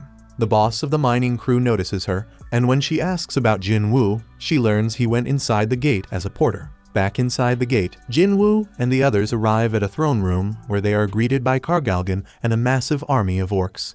Meanwhile, outside the gate, Chahi stands there, wondering why Jin Wu went inside as a porter, knowing damn well he's only got one life to live. She remembers seeing him just yesterday, standing in front of a boss room with a weapon in hand. There's something about him that feels off. She turns to the leader of the miners, telling him she's heading in to check things out. She asks if they got any weapons lying around. The leader doesn't have much to offer. He hands her a pickaxe. She looks at it, then asks if there's anything else, but all they have are mining tools, nothing that even resembles a real weapon. Chahi figures she'll go in empty-handed, but the leader asks if she's sure about that. After thinking for a second, she takes the axe. Meanwhile, inside the gate, the hunters are freaking out over the insane number of high orcs. They know if this many get out, cities won't stand a chance. Then they spot the 4 generals, stronger than the rest by a mile. The boss raises a hand, ordering silence. The orcs stop their thumping, and Kahun realizes their mission is clear, to shut this gate down. And to do that, they gotta take out the dungeon boss. At that moment, the boss reaches for his mask. The moment it comes off, his magic energy floods the room, crashing over the hunters and shaking them to their core. They feel it heavy in the air, like they're standing in front of something beyond them. Kahun and the others are straight up terrified, realizing they're nothing compared to him. Kahun forces himself to ask why the boss even brought them here. The boss laughs, calling them nothing more than entertainment. He plans to kill them one by one, slowly and painfully, just to amuse his soldiers. That hits them hard. Despair creeps in, and fear sinks even deeper. Kahun feels like they're nothing more than disposable toys, completely meaningless. Then the boss's eyes shift, landing on Jin Wu. Something about him feels different. He ain't like the rest. Then out of nowhere, Kahun snaps. The weight of fear, anger, and desperation all explode at once. With everything he's got, he charges straight at the boss, roaring for the others to back him up. But when he looks around, nobody moves. The fear has them all frozen in place. With nothing but wild courage driving him forward, he swings straight at the boss. The boss doesn't even flinch effortlessly. He raises his magic shield, blocking the attack like it was nothing. He throws down his gravitational magic, slamming Kahun into the floor and sealing like a damn pinball. His squad watches in shock, but Jin Wu catches him and lays him down easy. He knows he ain't supposed to interfere this, the Hunters Guild's mission, but the whole assault team on the edge of getting wiped out. No way he's standing by. Suddenly, an orc lunges at him, but he shuts it down in an instant, crushing it with ruler's hand. He turns to Cahoon, asking if he can toss all these magical beasts his way. Cahoon, barely hanging on, begs him to take over. Dude got no other choice. The boss sees Jin Wu as arrogant, flaunting his magical power. At the same moment, Jin Wu senses the strongest aura he's ever felt, but their roles in this fight were destined to collide. Without missing a beat, Jin Wu calls up his shadow army, dead set on ending this right here and right now. Outside the dungeon, the scene shifts. Jin Chul and the surveillance squad pull up to the gate. The miners eye them, wondering what's going down. Jin Chul stuck on one thing: why the hell Jin Wu working as a miner for 2 days? Their leader steps up, asking what's up. Jin Chul fires back, wanting to know about Jin Wu. That when one of the miners, who been salty about Jin Wu, pipes up saying he always knew something off about that guy. Jin Chul brushes him off and turns back to the leader, asking where Jin Wu is. That when he finds out the dude already went inside the gate as a porter. None of this makes sense to Jin Chul. First Jin Wu breaking rocks in the mine. Now he's strolling into a high-risk dungeon as a porter. Since he hit S rank, every move he makes under watch. He just wishes the guy would think things through a little. The miner's leader still confused, but Jin Chul tells him to check the news tomorrow, he'll understand soon enough. Then he steps closer to the gate, and the leader tells him that Chahi had asked the same thing not long ago. That catches Jin Chul off guard, but before he can react, something even crazier hits him. He senses a wild aura coming from inside the gate. He tells his team to run another magic power test on this dungeon. Meanwhile, inside the gate, Chahi stares at the battlefield, stunned by the pile of dead high orcs. Ain't no way Cahoon's crew took down that many. She can't make sense of it. But one thing's clear: she felt that crazy surge of magic power too. No time to waste, so head straight for the boss room. Meanwhile, the boss laughing at Jin Wu, thinking he's a fool for bringing such a small force against his army. Jin Wu ain't phased. He amps up his shadow army with Monarch's Domain. He breaks it down. This a new job skill he picked up. And after that battle at the demon's castle, his shadow soldiers got way stronger. The other hunters are straight up lost at this point. The high orcs rush Jin Wu's army, but his generals rip through them like it's warm-up drills. Jin Wu steps in too, cutting down more high orcs. The hunters watching notice something: his movements match Chahi's. They can't figure out why somebody this strong came in as a porter. Jin Wu analyzes the fight, realizing his infantry's strength sits around a B-rank hunter's level, but his soldiers are dropping 4 or 5 times just to take down a single orc. If he don't thin their numbers fast, his mana gonna take a serious hit. That's when the boss jumps in, unleashing a fire spell that wipes out a huge chunk of Jin Wu's shadow soldiers.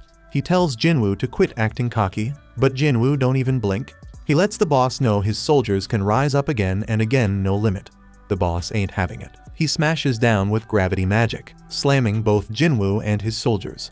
He laughs, saying he'll keep crushing them till Jin Wu's magic power runs dry. The fight drags on. Every time the boss obliterates Jin Wu's army, Jin Wu just brings them back. Jin Wu watches closely, wondering if the boss is trying to keep his distance by relying on long-range attacks. The boss, on the other hand, is trying to see how long Jin Wu can hold out. Meanwhile, outside the gate, the magic power test results come in. Turns out this dungeon is almost at S rank level.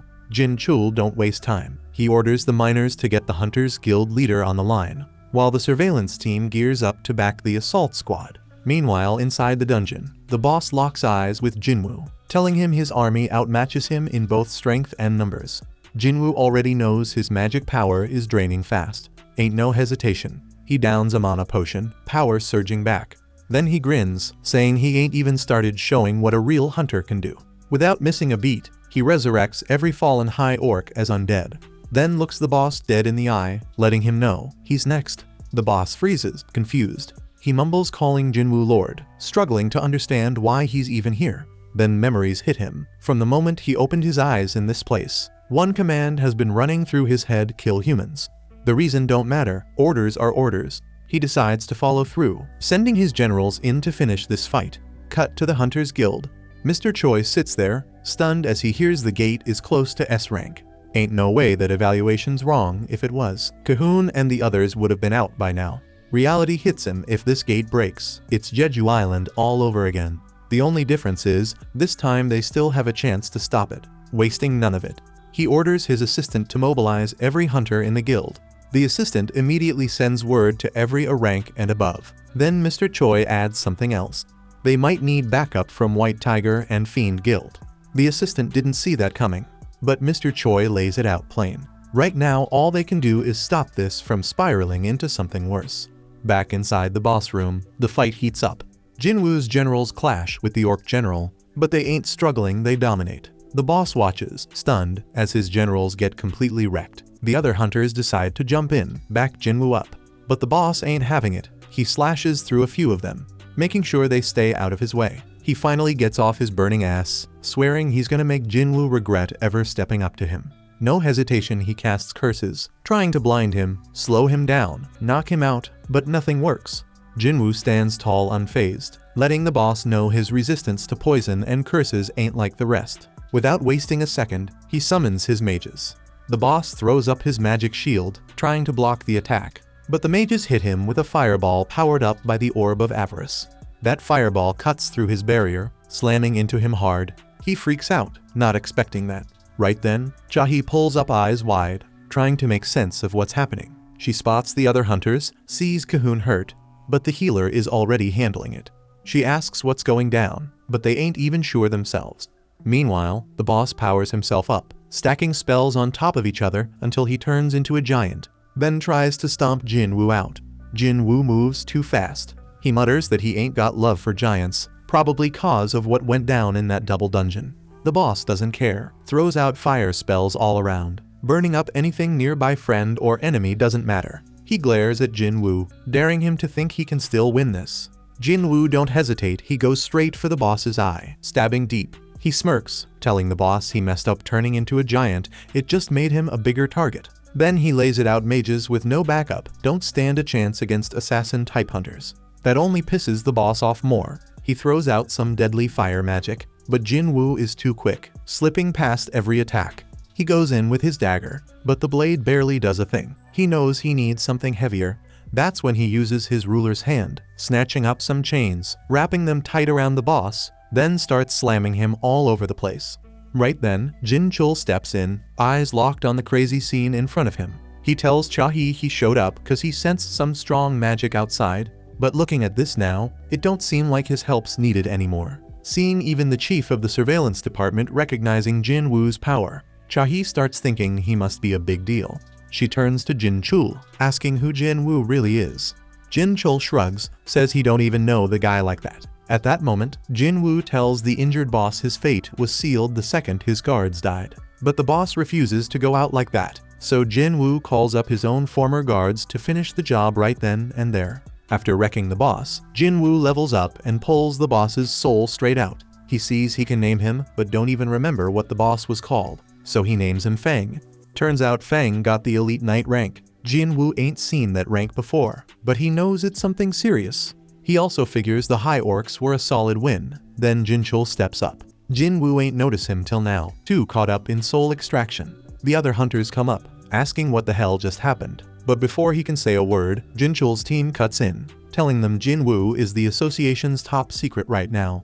He tells everybody to keep quiet about what went down, letting them know Jin Wu only showed that S-rank power to protect them. Jin Chul and his people walk Jin Wu out, but before leaving, Cahoon and his crew step up, thanking him straight up.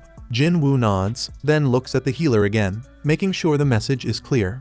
Later, Mr. Choi gets the report on everything that happened, and now he sees how unreal Jin Wu really is. He can't believe how many skills this guy got. He asks Cahoon who's stronger, him or Jin Wu.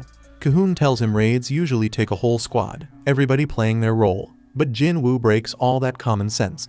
Then he asks Mr. Choi if he thinks he could solo the hardest S-rank dungeon. Mr. Choi don't even hesitate. He says no. In his head, that ultimate hunter title of his don't mean a thing anymore. Meanwhile, Jin Wu links up with Yu, asking how that whole guild master situation went. Yu tells him what's up. Then the scene flips to the Hunter Association. A famous actor, Lee Min-seung, just awakened as a hunter, the media swarming the place. Min-seung standing there, eating up all the attention, feeling like he's the main event. The scene transitions to Yoon-ho and Choi rolling up at the Hunter Association, swarmed by media thinking they showed up to recruit Lee Min-seung. Yoon-ho looks confused as hell, shaking his head before saying that ain't why he's here. Choi's heard the name but points out the guy already signed with the Fiend Guild, adding that they're here for something else. With that, the media loses interest and moves on. Yoon-ho remembers hearing Choi had trouble with that A-rank dungeon that almost tipped into S-rank.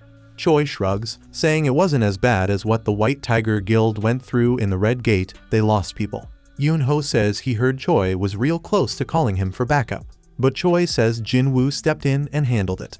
Says he owes the guy a big welcome into his guild. Yoon-ho nods, says Jin Wu saved them too, so he gotta do the same. They start going back and forth over who's bringing him in. That's when the Fiend Guild Master walks up, asking if they fighting over Lee Min-seung. They both shut that down, saying they ain't even thinking about him. Jin Wu steps into the association, wondering what all the noise is about. Cut to Jinna's schoolgirls, they're scrolling through the news. They see the Hunter Association covering Min-seung and start talking. They say the dude got a bad rep, caught up in scandals, messing around with actresses he works with. Back at the association, Min-seung stands in front of the media, acting all serious.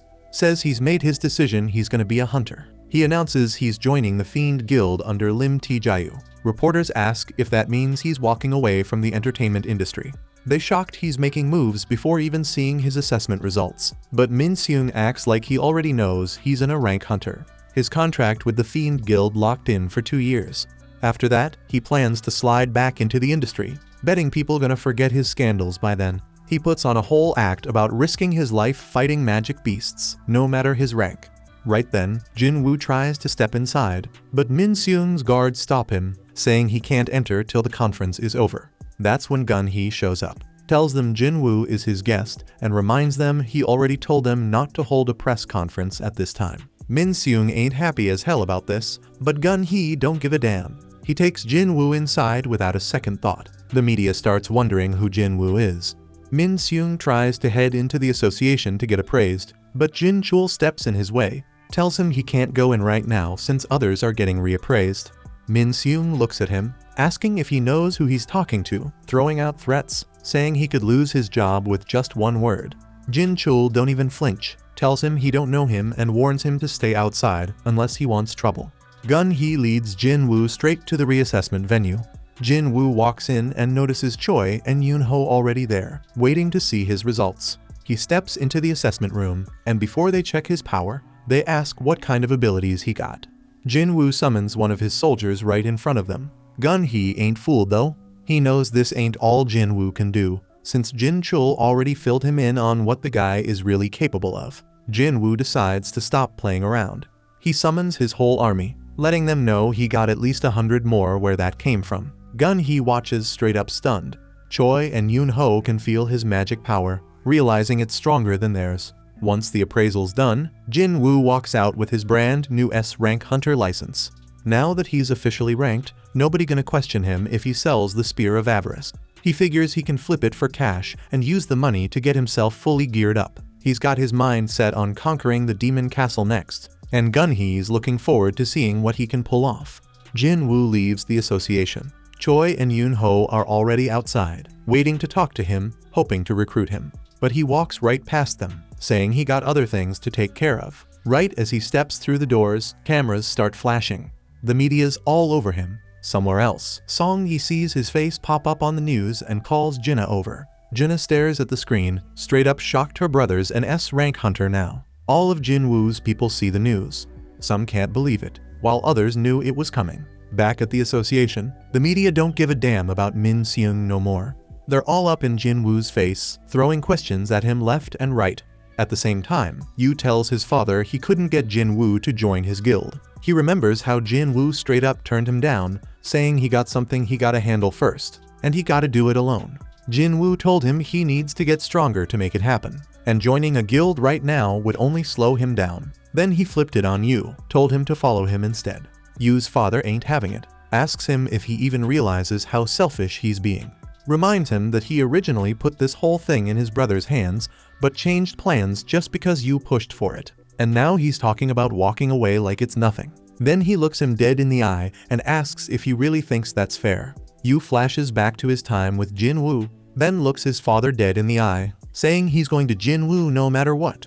At the same time, association staff keeping the media from getting too close to Jin Wu. Yoon-ho offers to take him home, saying dealing with the press gonna wear him out. Jin Wu tells him there's no need, then without hesitation speeds right past them, slipping through the crowd before anyone can react. Choi's straight up stunned. Can't believe Jin Wu's that strong physically even though he's a mage. Yoon-ho tries to follow his movement but realizes he lost track of him. He starts wondering if Jin Wu's gotten even stronger since last time they met. Jin Wu's got his own thoughts, he just needs to get the right gear now. The next thing, we see him at an auction house. He walks up to a staff member, says he needs something to protect against fire attacks. The staff asks what it's for, and Jin Wu tells him it's to handle the heat inside a dungeon. The guy shows him a cloak and some rings, says they're solid and affordable. But Jin Wu checks the price, it's still a little too high. He asks if they can lower it, but the staff says prices are fixed. Then with a smirk, he tells Jin Wu if he can break the glass holding the equipment, he might just get it for free. Jin Wu's caught off guard, but gets ready to punch the glass anyway. Right before he swings, the staff stops him laughing, saying he was just joking. Tells him even if he couldn't break it, one little vibration would have set off the alarm. Then he says sorry, admitting he took the joke too much. Jin Wu feels kinda weird about it, so he tells the staff he wants to check out some weapons too. The guy in charge of weapons takes him over to see some short swords, and meanwhile, the other staff notices something. Jin Wu somehow cracked the glass without even touching it. While Jin Wu's checking out a short sword, he asks how much it costs, and damn, it's pricey. He can't believe they're charging that much. So he pulls out a dagger he just bought from his own store and asks how much they'd pay for it. The staff tells him it could sell for 100 million. Jin Wu's caught off guard, he only paid 2.8 million gold for it in the store. That's when it hits him, items from the store must be worth way more than what he's paying. If that's the case, he figures he won't have to sell the sphere of avarice after all. He dips into the bathroom for a sec, and then the scene cuts to the White Tiger Guild headquarters. Yoon-ho's sitting there, thinking about Jin Wu's strength. He knows Jin Wu's second awakening ended a while ago, but somehow, the guy's still getting stronger. Then a thought crosses his mind, what if he's been looking at this all wrong? What if Jin Wu's a hunter who just keeps leveling up? The scene shifts again, this time to Jin Wu's house. Jinna notices the media finally backed off. She's relieved, means she can go back to school without all the attention. Jin Wu figures the association must have stepped in to help with that. Jinna, annoyed, says that he could be on TV if he wanted, but tells him not to drag her into it. Jin Wu thinks there's no point arguing, it's not like it's up to him anyway. Then he lets her know he'll be gone for a week starting tomorrow. She's surprised, wondering what he'll be doing. Right then, Yu shows up at the door. Jinna looks at him and says he must be one of Jin Wu's friends. Yu smirks and says he's Jin Wu's right-hand man.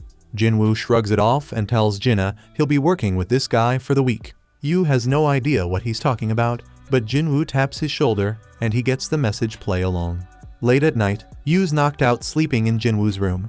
Jin Wu checks on Jinna, thinking things might have calmed down for now, but the whole world knows he's an S-rank hunter now, so he's gotta stay sharp. He summons Fang's guards from earlier and notices there are only 3 of them. He remembers Fang had 4. One of them reminds him the last one got launched to the ceiling by Jin Wu, and his shadow extraction didn't reach that far. Jin Wu doesn't sweat it. 3 are enough. He leaves one behind to watch over Jinna and moves on. Up on the roof, Jin Wu figures he needs to step up security in the neighborhood too. So he sends out some of his soldiers to patrol the area, keep things in check. The next morning, Yu and Jin Wu are driving somewhere. Yu thanks him for letting him crash at his place. Jin Wu tells him he didn't have to bail on his house. Yu waves it off, telling him not to stress, then asks what business he's got at Disung Tower. Jin Wu tells him he's gonna be training for a week. Yu's caught off guard. Jin Wu's already an S rank, and he still wants to get stronger. Jin Wu tells him he does, and Yu just nods, not too shocked. Cut to Jin Wu inside the Demon Tower, geared up with his water-based ring and his robe of wind. He's ready to take over this place. Then he gets a quest, take down the Demon Monarch, Baron, sitting at the top floor. He checks the rewards runestone for shadow exchange and 30 ability points. That gets him hyped. Without hesitation, he teleports straight to the 76th floor. At the same time, over at Yu's house, his mom is talking to his dad. She's stunned their son dipped out. His dad doesn't seem too worried, but then out of nowhere he collapses. Back at the Demon Castle, Jin Wu's locked in a fight with a boss-level monster. He summons Fang and hands him the Spear of Avarice. Fang unleashes a fire spell, torching the monster to ashes. Watching that raw power, Jin Wu knows he's gotta be real careful about when to bring Fang into the fight. After that, Yu's father wakes up in the hospital and finds out that Yu came to see him. His wife tells him she lied, saying he collapsed from overwork. But they both remember what the doctor told them: he's got the eternal slumber disease. The doctor explained it's a condition where a person suddenly gets hit with extreme drowsiness until eventually they just never wake up. Yu's father couldn't understand why this happened to him. The doctor said people with low magic power resistance are at risk if they're exposed to magic for too long. Then he asked if there were any hunters in his family or close circle, and that got both of them thinking about their son Yu. But the doctor made it clear they're not completely sure that's the cause. Yu's father starts wondering if he's being erased by this world. In the meantime, over at the country's border, a group of hunters is making their rounds. They spot a flying magic beast and try to figure out what they're looking at. In the meantime, deep in the demon castle, Jin Wu's been leveling up after the last few fights. He's got his soldiers split into 6 teams, each moving separately under his orders. He gave them 2 commands: wipe out any enemies they see and let him know the second they find the permit. Because of that, he won't be collecting any loot other than the permit. But it's the fastest way to move forward. Still, his progress has been dragging ever since he hit the 80th floor. He starts wondering what's slowing his soldiers down. Then, out of nowhere, he feels his mana tanking hard. Something's taking out his soldiers one by one. And whoever it is, they're going straight for Team A. He's caught off guard someone strong enough to wipe out a squad of high orcs. He recalls the team and heads straight over to check it out himself. When he gets there, he realizes Team B got hit too. This enemy is no joke, but something feels off. Fang's team was way closer to Team A, but instead of attacking them, the enemy went straight for Team B, even though it was further away. That's when it clicks: the enemy knew they couldn't handle Fang. They're picking off the teams they can actually take down. Jin Wu figures out the next target: the Ice Bear Squad. Right then, he spots some demon knights tearing through the ice bears like they're nothing but stuffed toys. Jin Wu watches from the shadows, hidden with his stealth skill. He can tell these knights are the real deal. That's when he decides time to step in. He drops his stealth. One of the knights comes at him, but Jin Wu takes him down in a blink. The other 2 try their luck, but he cuts through them just as fast, leaving only the leader standing. He steps toward her, but she backs off. That's when it hits him: he's always wondered if magic beasts could feel fear. Jin Wu squares up against the leader, ready to end it, but right before he lands the final hit, they throw up their hands, surrendering.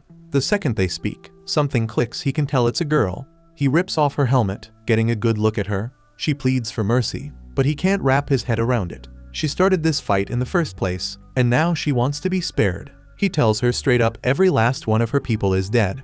She doesn't even flinch, saying it's the knight's duty to protect their lord with their lives. As long as she's safe, they'd be happy. That rubs Jin Wu the wrong way. She sounds selfish, but he's not wasting time arguing. He turns to leave, but the second his back is to her, she makes a move. Before she can do anything, Fang shuts her down instantly. Jin Wu glares at her, asking what she thinks she's doing. She drops the act, begging for her life, saying she'll do whatever he wants. He tells her to get him the entry permit. She says her family's got it, and if he lets her live, she can get it for him. Not only that, but she knows where all the permits are on the upper floors. If he guarantees safety for her and her family, she'll take him straight to them. That explains a lot. Jin Wu had been wondering why he couldn't find the permits. Turns out her family's been hiding them.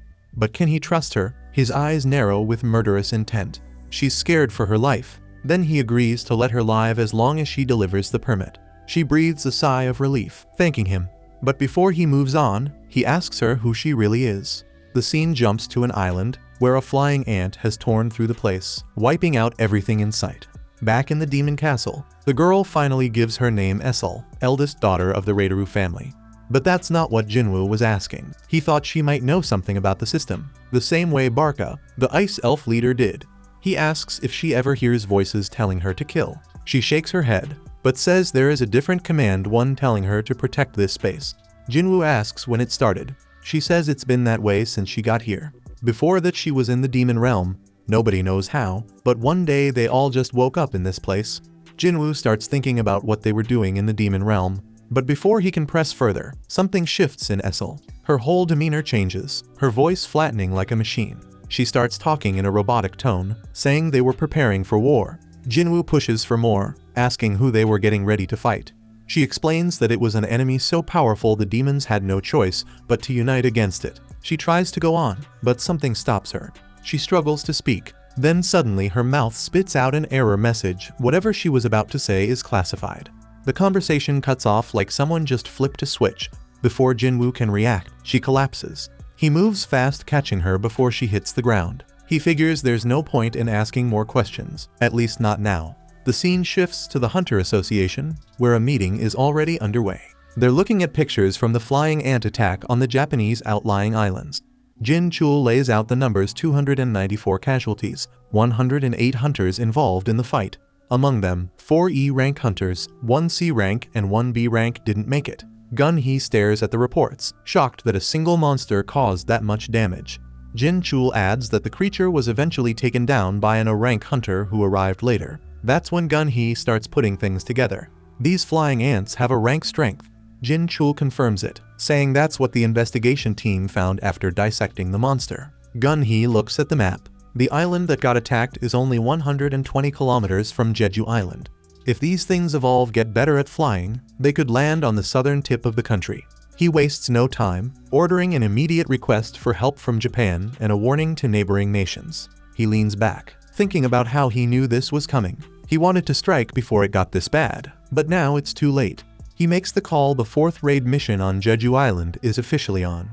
Back in the demon castle, Essel finally comes to, apologizing to Jin Wu for passing out of nowhere. He shrugs it off, asking if she's good now. She nods, then wondering if he was actually worried about her. Jin Wu admits he kind of was, then changes the subject, asking if her house is nearby. She points straight ahead. They walk up to the house, stepping inside, and her father immediately freezes. His eyes land on Jin Wu, and in an instant he picks up on something. His daughter brought home a monster. He looks at Jin Wu, then past him, noticing the endless shadows creeping behind him. Jin Wu watches Essel's father closely, noticing how sharp he is the moment he steps inside, and before he can even say a word, the old man's forces close in, making it clear he's not walking out of here alive. Essel jumps in, telling her father to wait, and Jin Wu stays calm, letting them know he made a promise not to harm anyone as long as he gets the permit. Her father studies him, already knowing the stories. Jin Wu took down both Vulcan and Medes, 2 powerhouses, and there's no point in pretending they can win against him. So with a sigh, he hands over the permit and tells him to leave. But Jin Wu isn't done yet. He looks right at Essel's father and asks if he can borrow his daughter, which catches him off guard, and before he can even ask why, Jin Wu explains that she told him she knows where all the permits are on each floor and asks if he can guarantee her safety. He promises he can, and after a long pause, Essel's father allows it. So Jin Wu turns to her and tells her to lead the way. Meanwhile, somewhere else, scientists are busy dissecting the flying ant, going over every little detail. While back in the castle, Jin Wu moves steadily through the floors, already making it to the 89th. Along the way, he notices both Igris and Tank have leveled up, with Igris now holding the rank of Elite Knight and Tank reaching the rank of Knight, making one of them as strong as an S-rank adventurer, while the other is as strong as an A rank. Essel, on the other hand, has been busy preparing gifts for the nobles above, thinking they'll help with negotiations, but Jin Wu waves her off, telling her he won't need them. She warns him that the nobles above level 90 aren't the same as the ones he's been fighting and are on a whole different level, so talking his way through won't be easy. But Jin Wu already knows that and tells her no one listens to someone weaker than them. He remembers her family is competing for rank among the demon nobles and promises that before this is over, they'll be the most powerful in this place, making her pause for a moment before asking why he even spared them in the first place. Jin Wu smirks and tells her straight up it's because he loves her, leaving her flustered. Jin Wu got this feeling that he really vibes with simple-minded folks like her and you. He looks at her and tells her it's time to head back home. He reminds her that she just said things are about to get real tough, and he ain't trying to drag her into danger. Before she leaves, he asks her to drop the location of the permits, but she hesitates, wondering if she's just dead weight to him. He shakes his head, tells her that ain't true, but it's not safe for her to keep pushing forward with him. She still wants to tag along, curious to see what kind of crazy achievements he's about to pull off. Seeing how determined she is, he figures she might as well come along, and before they know it, they're stepping onto the 90th floor. Moving ahead, Jin Wu cuts through the monsters like it's nothing. But he knows Essel was right. The deeper they go, the stronger and more packed these monsters get. Even so, he pushes forward without much trouble, and soon enough, he's standing on the 97th floor. Meanwhile, over at the Hunter Guild, Choi and Chahi get a call there's gonna be a 4th raid on Jeju Island. Choi breaks it down, letting her know that every S-rank hunter in the country's been called in. Chahi starts wondering if Jin Wu's gonna be there too. Choi tells her this time they're working with Japan since the flying ants are in their range too, and they decided to step in. She asks when the raid's going down, but nothing's locked in yet. Even so, Choi figures it won't be long. To go over the details, the top hunters from Japan's ultra-large guild are landing in their country today. Back in the demon castle, Jin Wu reaches the 100th floor and spots a wyvern circling above. It lands, and riding on its back is Baron, the demon monarch himself. Jin Wu can feel that overwhelming aura pouring off him, and he knows this fight ain't gonna be easy. Essel stands frozen, fear all over her face as she stares at the demon lord. Jin Wu quickly realizes he's gotta knock Baron off that ride first, or this fight is gonna be a nightmare. The wyvern shoots back into the air, and Baron wastes no time summoning demons to rush Jin Wu. Essel panics, unsure what to do, but Jin Wu doesn't hesitate. He calls out his army, their power boosted by his monarch's domain. The battle kicks off, and his army wipes out the demons like it's nothing. Essel watches in shock, blown away by Jin Wu's strength, but even after everything she's not sure if he can really take down Baron. Looking at him now, she starts questioning whose side she should even be on. Baron fires lightning into the sky, and within seconds it comes crashing down as a massive wide-range attack, wiping out Jin Wu's soldiers and draining a big chunk of his mana. Essel barely dodges it, but Jin Wu moves fast to shield her. He realizes this ain't ordinary lightning, it's got a stun effect packed into it. He knows he can revive his soldiers, but if they keep getting wiped out like this, his mana's gonna run dry fast. Before it gets worse, he activates dash and stealth, closing in on Baron, aiming straight for the wyvern. But Baron blocks the attack, seeing through his stealth like it's nothing. Jin Wu barely has time to react before Baron grabs him and slams him into the ground. Before he can recover, Baron fires off a homing lightning breath, but Jin Wu dodges just in time. Fang intercepts the attack, taking the hit for him.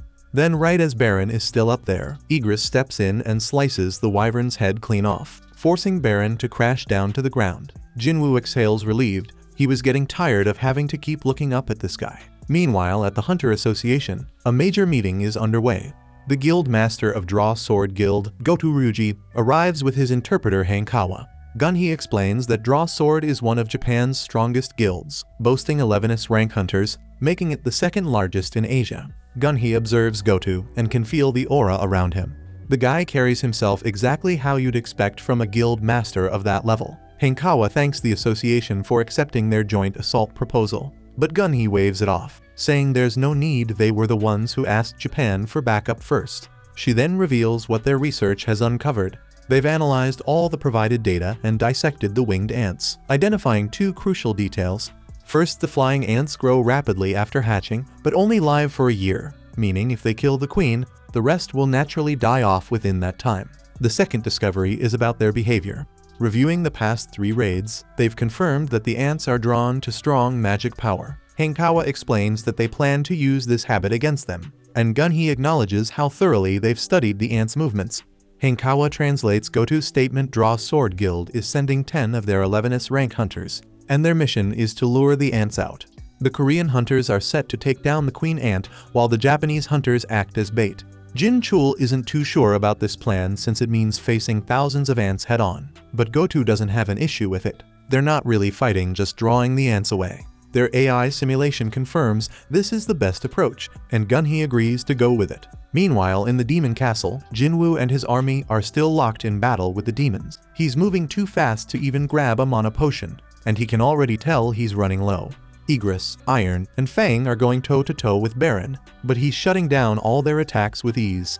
Jin Wu moves in, but Baron blocks him too.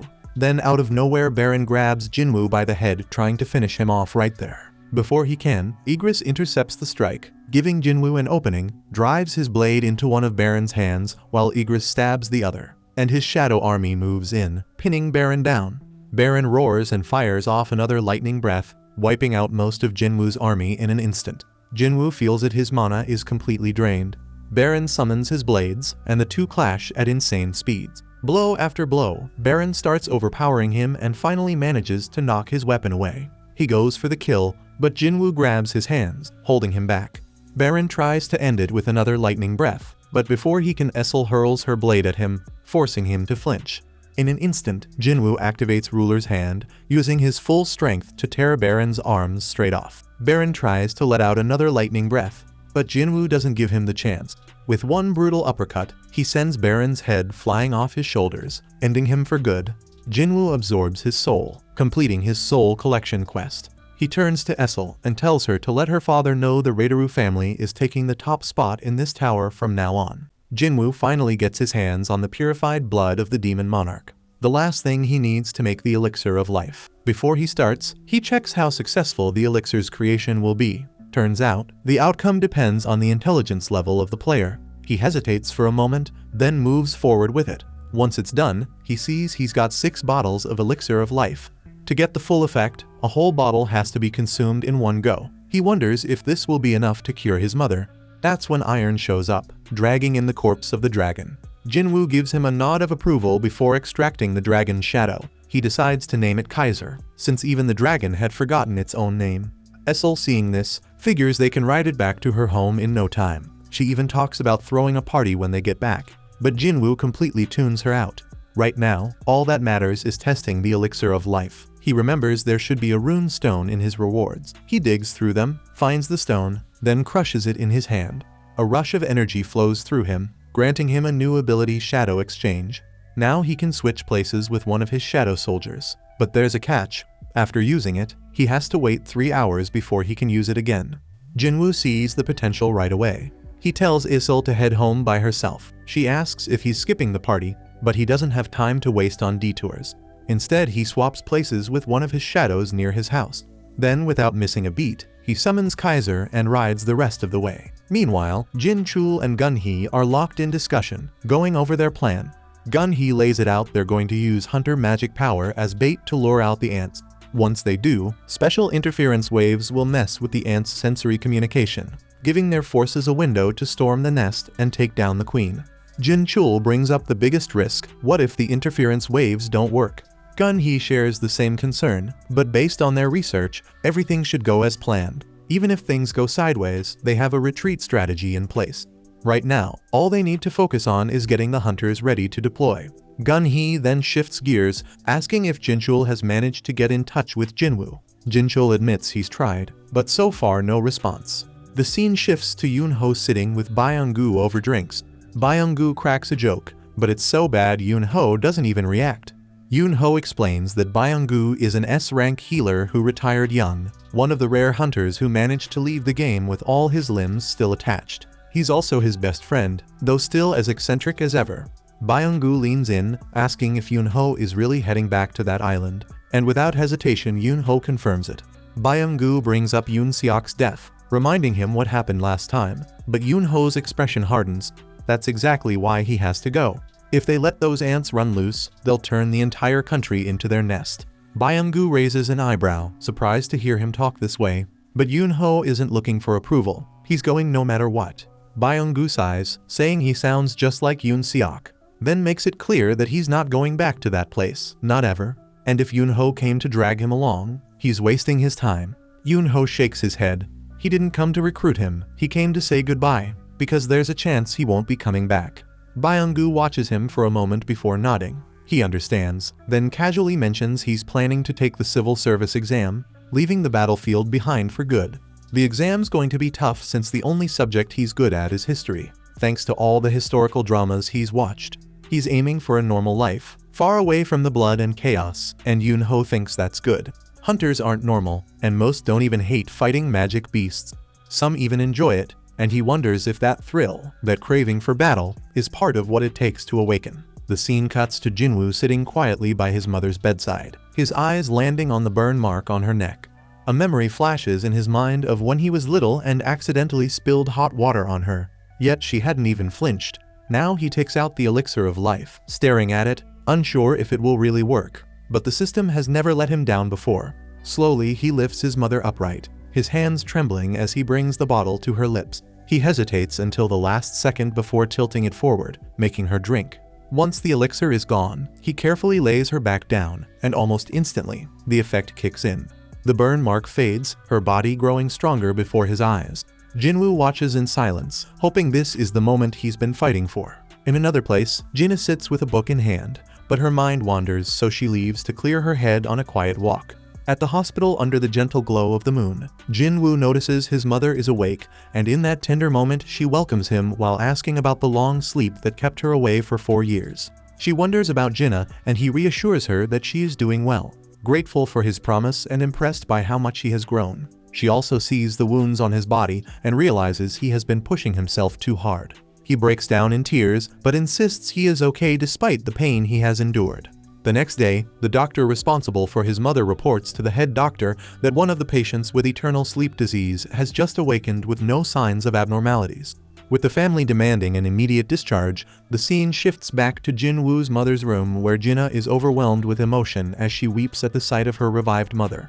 Embracing her tightly, she cries like a child while apologizing for the worry she has caused, and Jin Wu silently feels that every sacrifice has been worth it.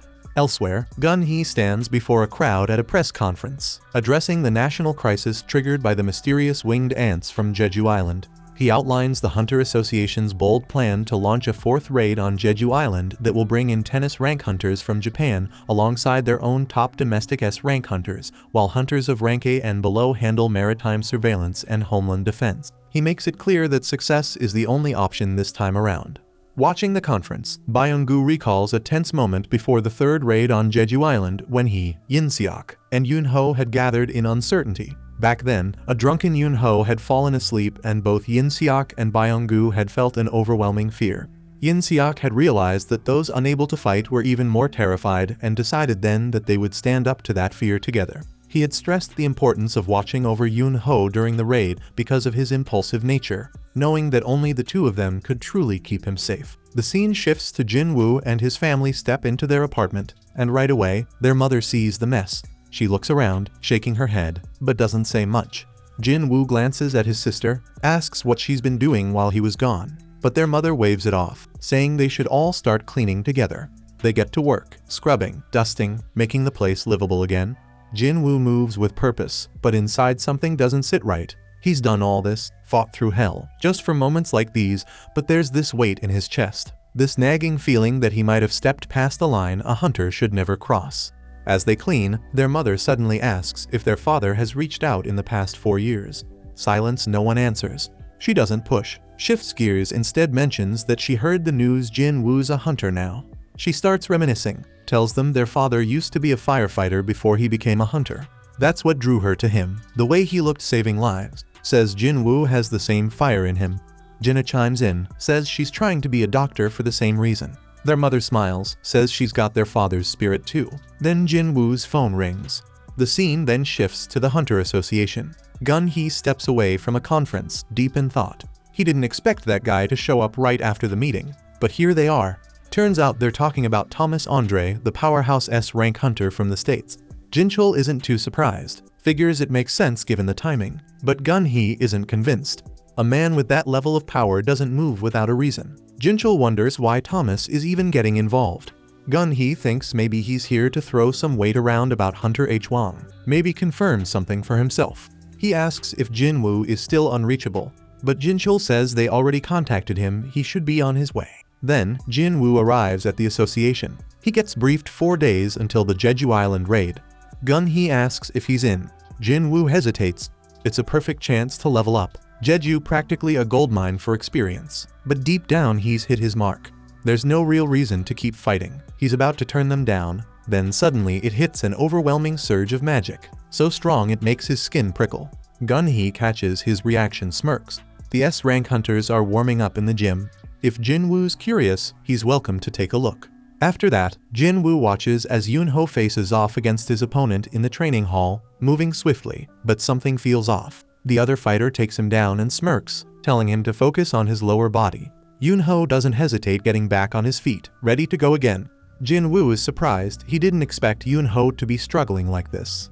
Choi steps beside him, casually explaining that if Yoon-ho used his full strength, Hunter Ma Dongwook wouldn't stand a chance. He introduces the fighter as Dongwook from the Fame Guild, and Jin Wu wonders why Yoon-ho isn't fighting seriously when his opponent clearly seems capable of handling it. Choi smirks, revealing that Yoon-ho avoids using his true power in front of too many people because when he fights at full strength, he becomes something monstrous. That lines up with the rumors about him being a transformation-type hunter.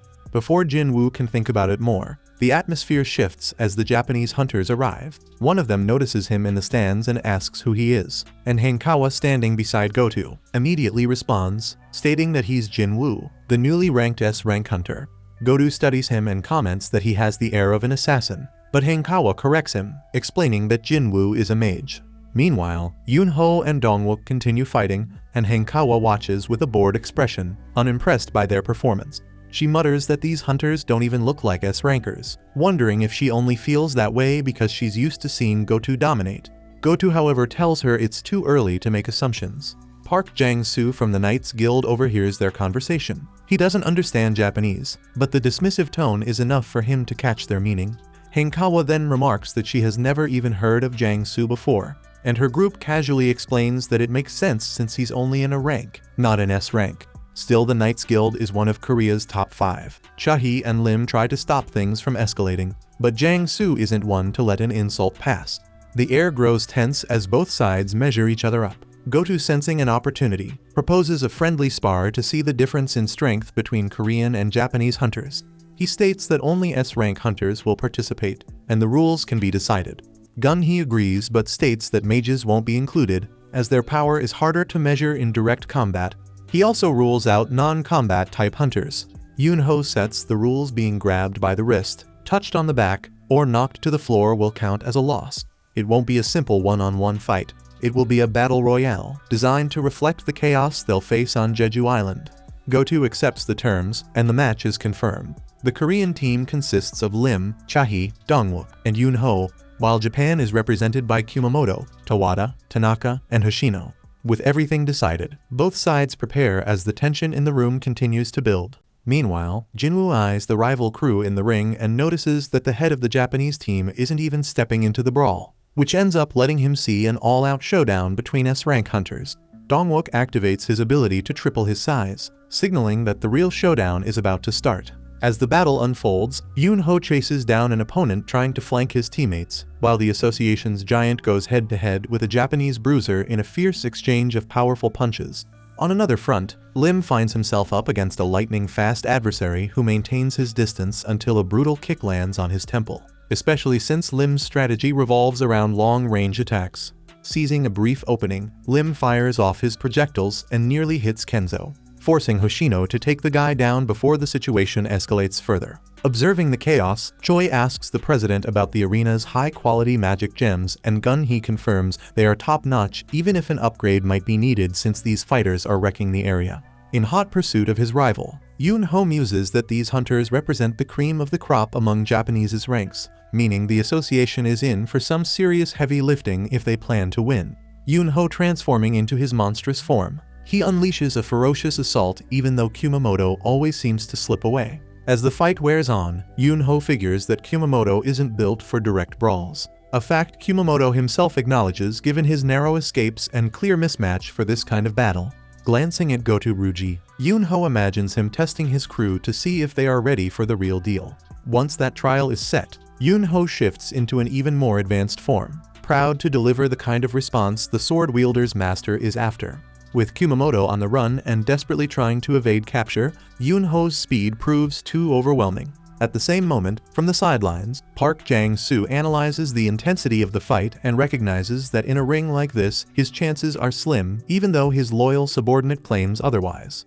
In an added twist, Kenzo has already taken out Dongwook, and as Hoshino pins Lim to end their duel, it becomes clear that Yunho holds the upper hand in his bout, even if the elusive Kumamoto continues to dodge every strike. In the end, the winners of the duels rally together to back up Kumamoto and stand in front of Yunho. At the same time, Chahi keeps her opponent in check with a rapid series of strikes. After landing a hit on the Japanese fighter, she races off to support Yunho. During her sprint, Kumamoto unexpectedly appears from behind, but she reacts with astonishing speed, striking Kumamoto's face and wounding him. Furious, Kumamoto's rage reaches its peak. Outside the ring, his companions remark that no one really knows what might unfold once he hits this level. Hankawa suggests pulling Kumamoto from the fight, yet Goto worries that such a move could upset some of the hunters. Soon enough, Kumamoto remains in the fray and launches a fierce assault on Chahi with intensity that few could have imagined.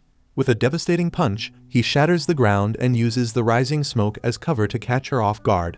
In response, Jin Wu intervenes to break up the dangerous encounter, making it clear that this battle has long surpassed any friendly sparring. Unwilling to back down, Kumamoto continues his rampage and then turns his fury on Jin Wu, who effortlessly knocks him down and restrains him. Impressed by the young fighter's abilities, Goto Ryuji decides he must personally verify whether Jin Wu is truly just a mage.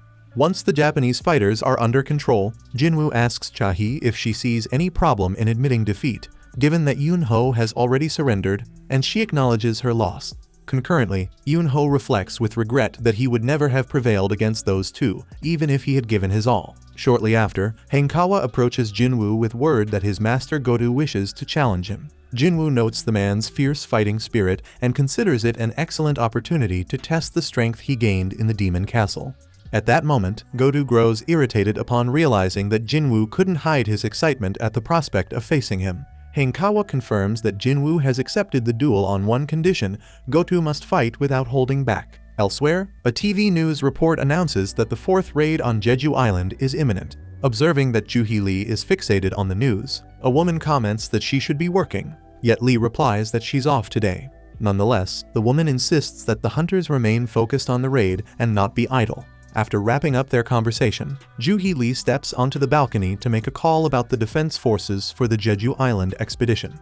Back in the training room, Lim Tae-jae wonders what comes next, while Dong-wook reveals that the renowned 10th rank fighter is set to face Goto Ryuji. Chahi reflects that she's seen Jin Wu battle in an A-ranked dungeon, yet she isn't convinced he's ready for this level of challenge. Yun-ho asks if the woman feels uneasy being surrounded by hunters, and she replies that on the battlefield, you can't keep your pride intact at all times. In fact, she suggests that stopping those two might be the better move, and Yun-ho agrees even though he usually prefers a bout between a fighter and a caster. Now he finds himself thinking the same as his partner. After all, the stakes are high. If his suspicion is right and Jin Wu is an awakened who can keep growing stronger, no one knows what might unfold. With that said, Jin Wu announces he's ready for the fight, prompting Goto to nearly land a punch on his rival's face as Jin Wu dodges just in time, sarcastically remarking that he didn't even get a chance to finish his sentence. Feeling the aura radiating from the young fighter, the Japanese master begins to doubt that Jin Wu is merely a mage.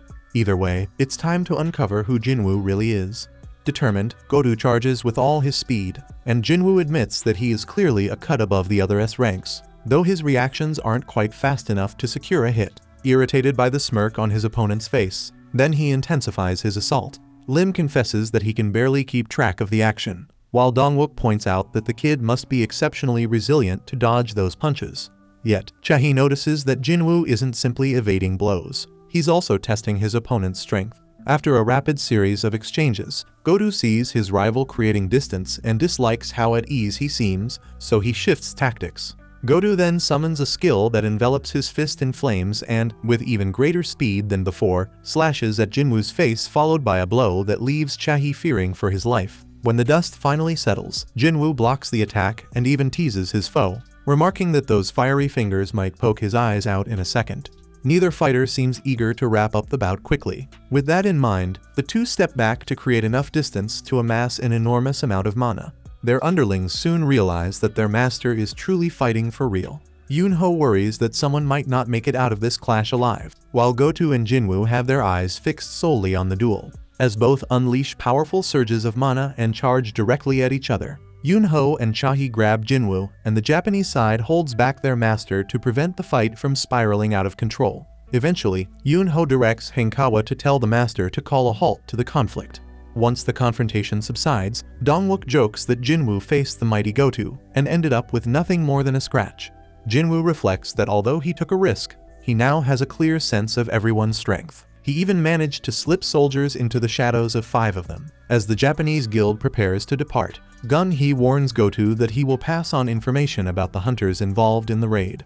Left alone, the association's president sees Jin Wu approaching and asks about the Jeju Island mission. At the same time, Goto contacts a man named Ryuji and informs him about a very powerful hunter in the area. His name is Jin Wu, and he has recently undergone a reawakening that promoted him to S rank.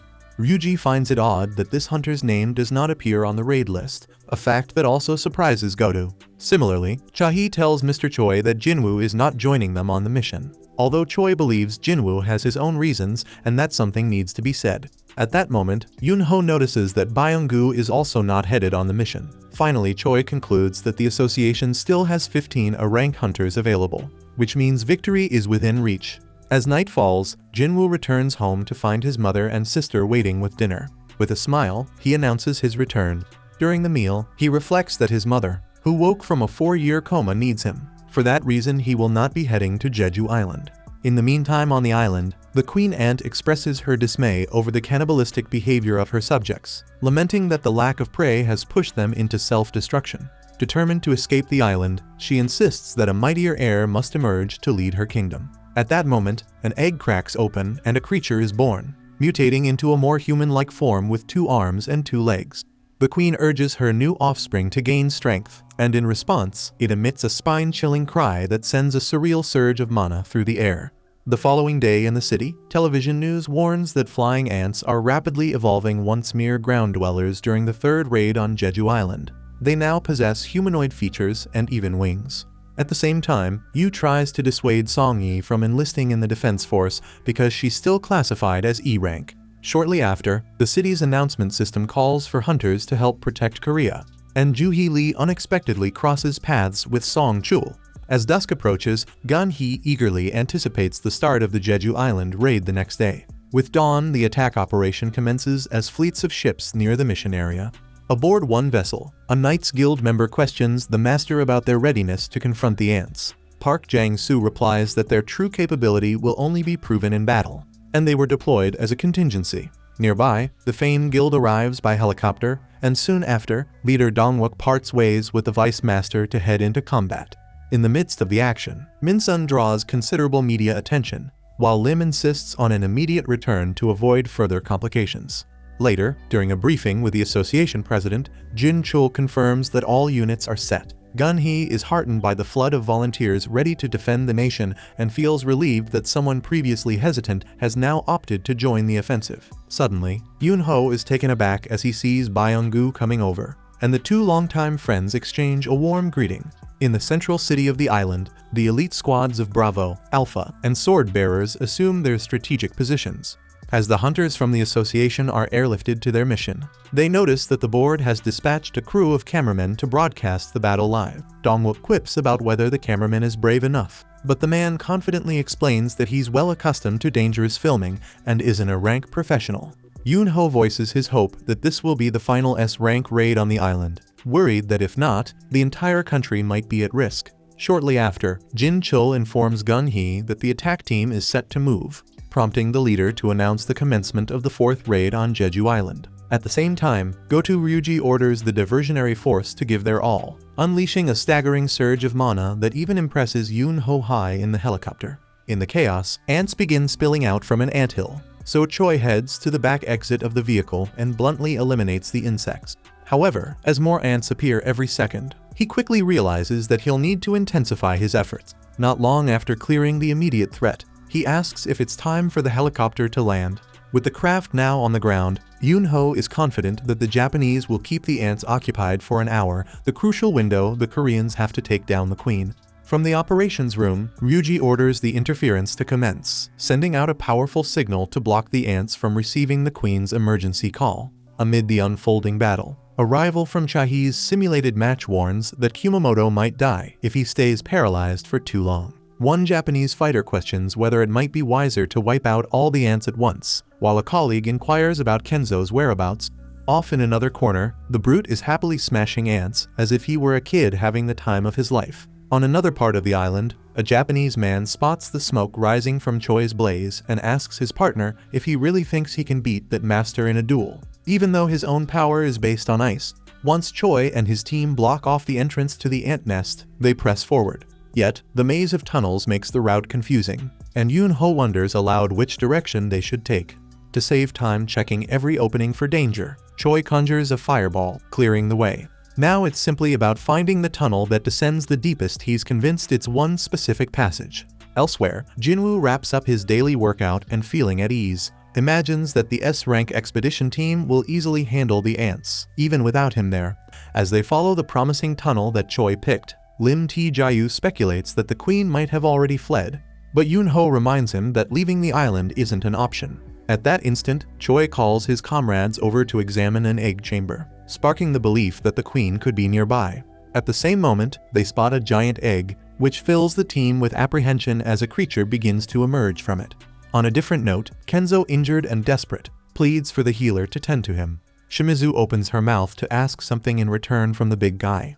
But before anyone can react, something snatches the girl's head off in the blink of an eye. Kenzo and another hunter on their team sense a powerful presence nearby and ready themselves for battle, but the monster quickly decapitates Kenzo and does the same to his partner. The scene then shifts to the ant nest, where hunters are fighting white ants with strength rivaling that of S-rank fighters. However, their predictable movements make them easy prey for hunters employing varied tactics, who take them out one by one. Chahi remarks that these ants have an incredibly tough exoskeleton, though Dong-wook is relieved there aren't many of them. Byung-gu adds that even if their numbers increase, he'll support them from the rear. Yunho is surprised by that confident remark from someone who usually shies away from combat, and Byung-gu snaps at him to drop the sarcasm, reminding him that these ants can survive even if decapitated, so they must be crippled instead. Understanding the point, Yunho cripples the ant he just defeated. Dong-wook then notes that the deeper they venture, the stronger the foes become, though they still haven't encountered any ants that walk on two legs. Choi speculates that such ants must be guarding the queen ant, and Lim Jayu wonders if they're even on the right path, given the long journey ahead. Choi reassures him that they likely are, while Chahi concurs, mentioning that a strong scent of powerful magical beasts emanates from deep within the cave. Surprised that she can detect it from so far away, Choi suggests that Yunho might use his ability to pinpoint the source. Testing it out, he manages to locate the queen. After some searching, Choi informs the group that the queen ant is in the deepest part of the cave, heavily guarded by numerous sentries. He warns that the decoys outside have their limits, and that many S-rank guards lie ahead, urging them to hurry. Though he admits the upcoming battle will be challenging due to the queen ant's unknown strength, he remains confident that their lineup will secure victory. In the meantime, another team of Japanese hunters arrives to check on Kenzo and his team since their comms couldn't reach them, and they begin searching around. One of them notices Fujishima's glasses, but before he can investigate further, his partner suddenly vomits and comments that he can smell something terrifying coming their way. He admits he's never encountered such a scent before and channels his ice magic in the direction of the odor. On another front, Kumamoto and Tawada also fail to reach Kenzo's team, so they decide to focus solely on the battle unfolding before them. At the ant nest, the hunters have advanced into the queen ant's chamber, and they're fired up to see such a massive force assemble as a welcome. Byung-gu ramps up everyone's energy with his skills, and the fight kicks off in earnest. Choi methodically wipes out the ants using his fire magic, explaining that he doesn't normally resort to such heavy magic, but he's making an exception this time. Yunho decides to go all out, completely transforming into a white tiger and launching himself at the ants, killing them with his bare hands. Chahi stands in awe of his beast mode, while a news reporter accompanying them receives word that their live viewership has surpassed 70%. The reporter is urged to get closer for clear footage, but Byung-gu quickly stops him, reminding him that this is an S-rank raid and he must stay back. Soon, the raid is broadcast across the mainland, and expectations for the hunters are extremely high. Lim takes out a sizable number of ants with his arrows, and Choi continues to fry them with his fire magic, while Yunho rips them apart with his claws. Chahi also slices through a bunch, and soon everyone across the country can witness this intense battle. After the hunters manage to eliminate the last ant guard, they shift their focus to the grimy queen ant. The queen launches an attack on Dong-wook, but he manages to block her strike with his shield, while Lim fires several arrows at her. Yunho joins in on the assault, remarking that a queen stripped of her guards is merely an easy target. Suddenly, the queen retaliates by unleashing her poison breath on both Dong-wook and Yunho, but Byung-gu promptly heals them. He tells them that as long as he's around, he will ensure they get back on their feet no matter how many times they fall. The queen then attempts to target the healer, but Dong-wook again blocks her attack, while Choi continues to rain down fire magic on her. Even so, the queen still stands and lets out a piercing scream that echoes across the island. She tries to flee, but the hunters block her path, and Choi lunges in to attack her. Yunho and Dong-wook hold her down while Chahi slashes with her sword, severing her legs and forcing her to collapse. Then using her special skill, she decapitates the queen, ending her reign. Across the country, cheers erupt as the victory is celebrated, and Gun-hee is thrilled that the raid mission finally succeeded. He's confident that with the queen ant dead, the rest will vanish within a year, transforming the area into a livable zone for humans once again. Back at the nest, Yoon-ho still frets over the queen's final scream, but Byung-gu tells him to relax, reminding him they've defeated her and avenged Yoon-seok. In the meantime, a ship emitting interference waves reports to Goto that all the ants are returning to the nest. Goto orders them to gather intel and report back, and Choi notices that the barrier he set up around the nest has been breached. Lim remarks that this happened faster than expected, and they wonder if the queen's scream was a call for reinforcements. Chahi argues that even if it was, the ants outside shouldn't be able to break Choi's barrier. Suddenly, they sense something formidable approaching. They soon spot the ant king that hatched from the giant egg, and its overwhelming aura makes Chahi feel sick. Realizing it isn't an ordinary magic beast, Dong-wook concludes that they'll have to kill it, even though he's rendered helpless as it casually walks by. Then, the Ant King devours the Ant Queen and turns its wrath on the hunters.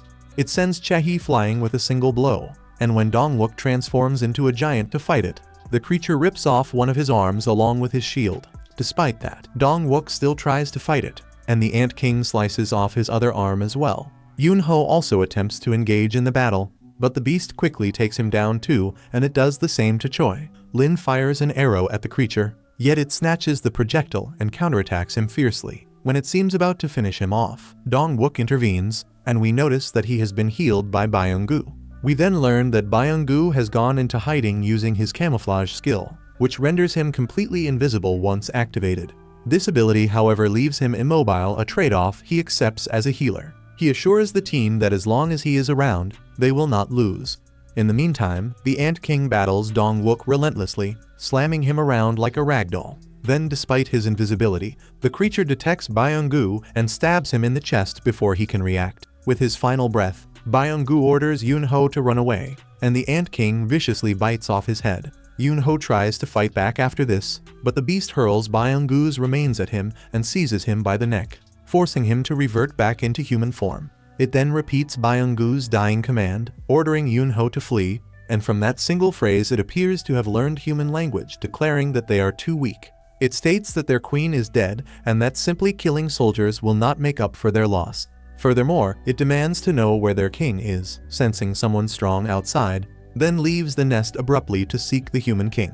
Yoon-ho wonders if it meant Goto-ruji, but he quickly realizes there is no time to debate this, they must evacuate immediately. He then notices that more ants have returned, and outside, Goto's team discovers that 2 of their squads are now unreachable. Goto speculates that it might be due to poor reception, although that seems unlikely given their communication range, so he contacts Tawada's team to see if they can reach the missing squads. Tawada replies that they cannot and asks if Goto wants them to check on them.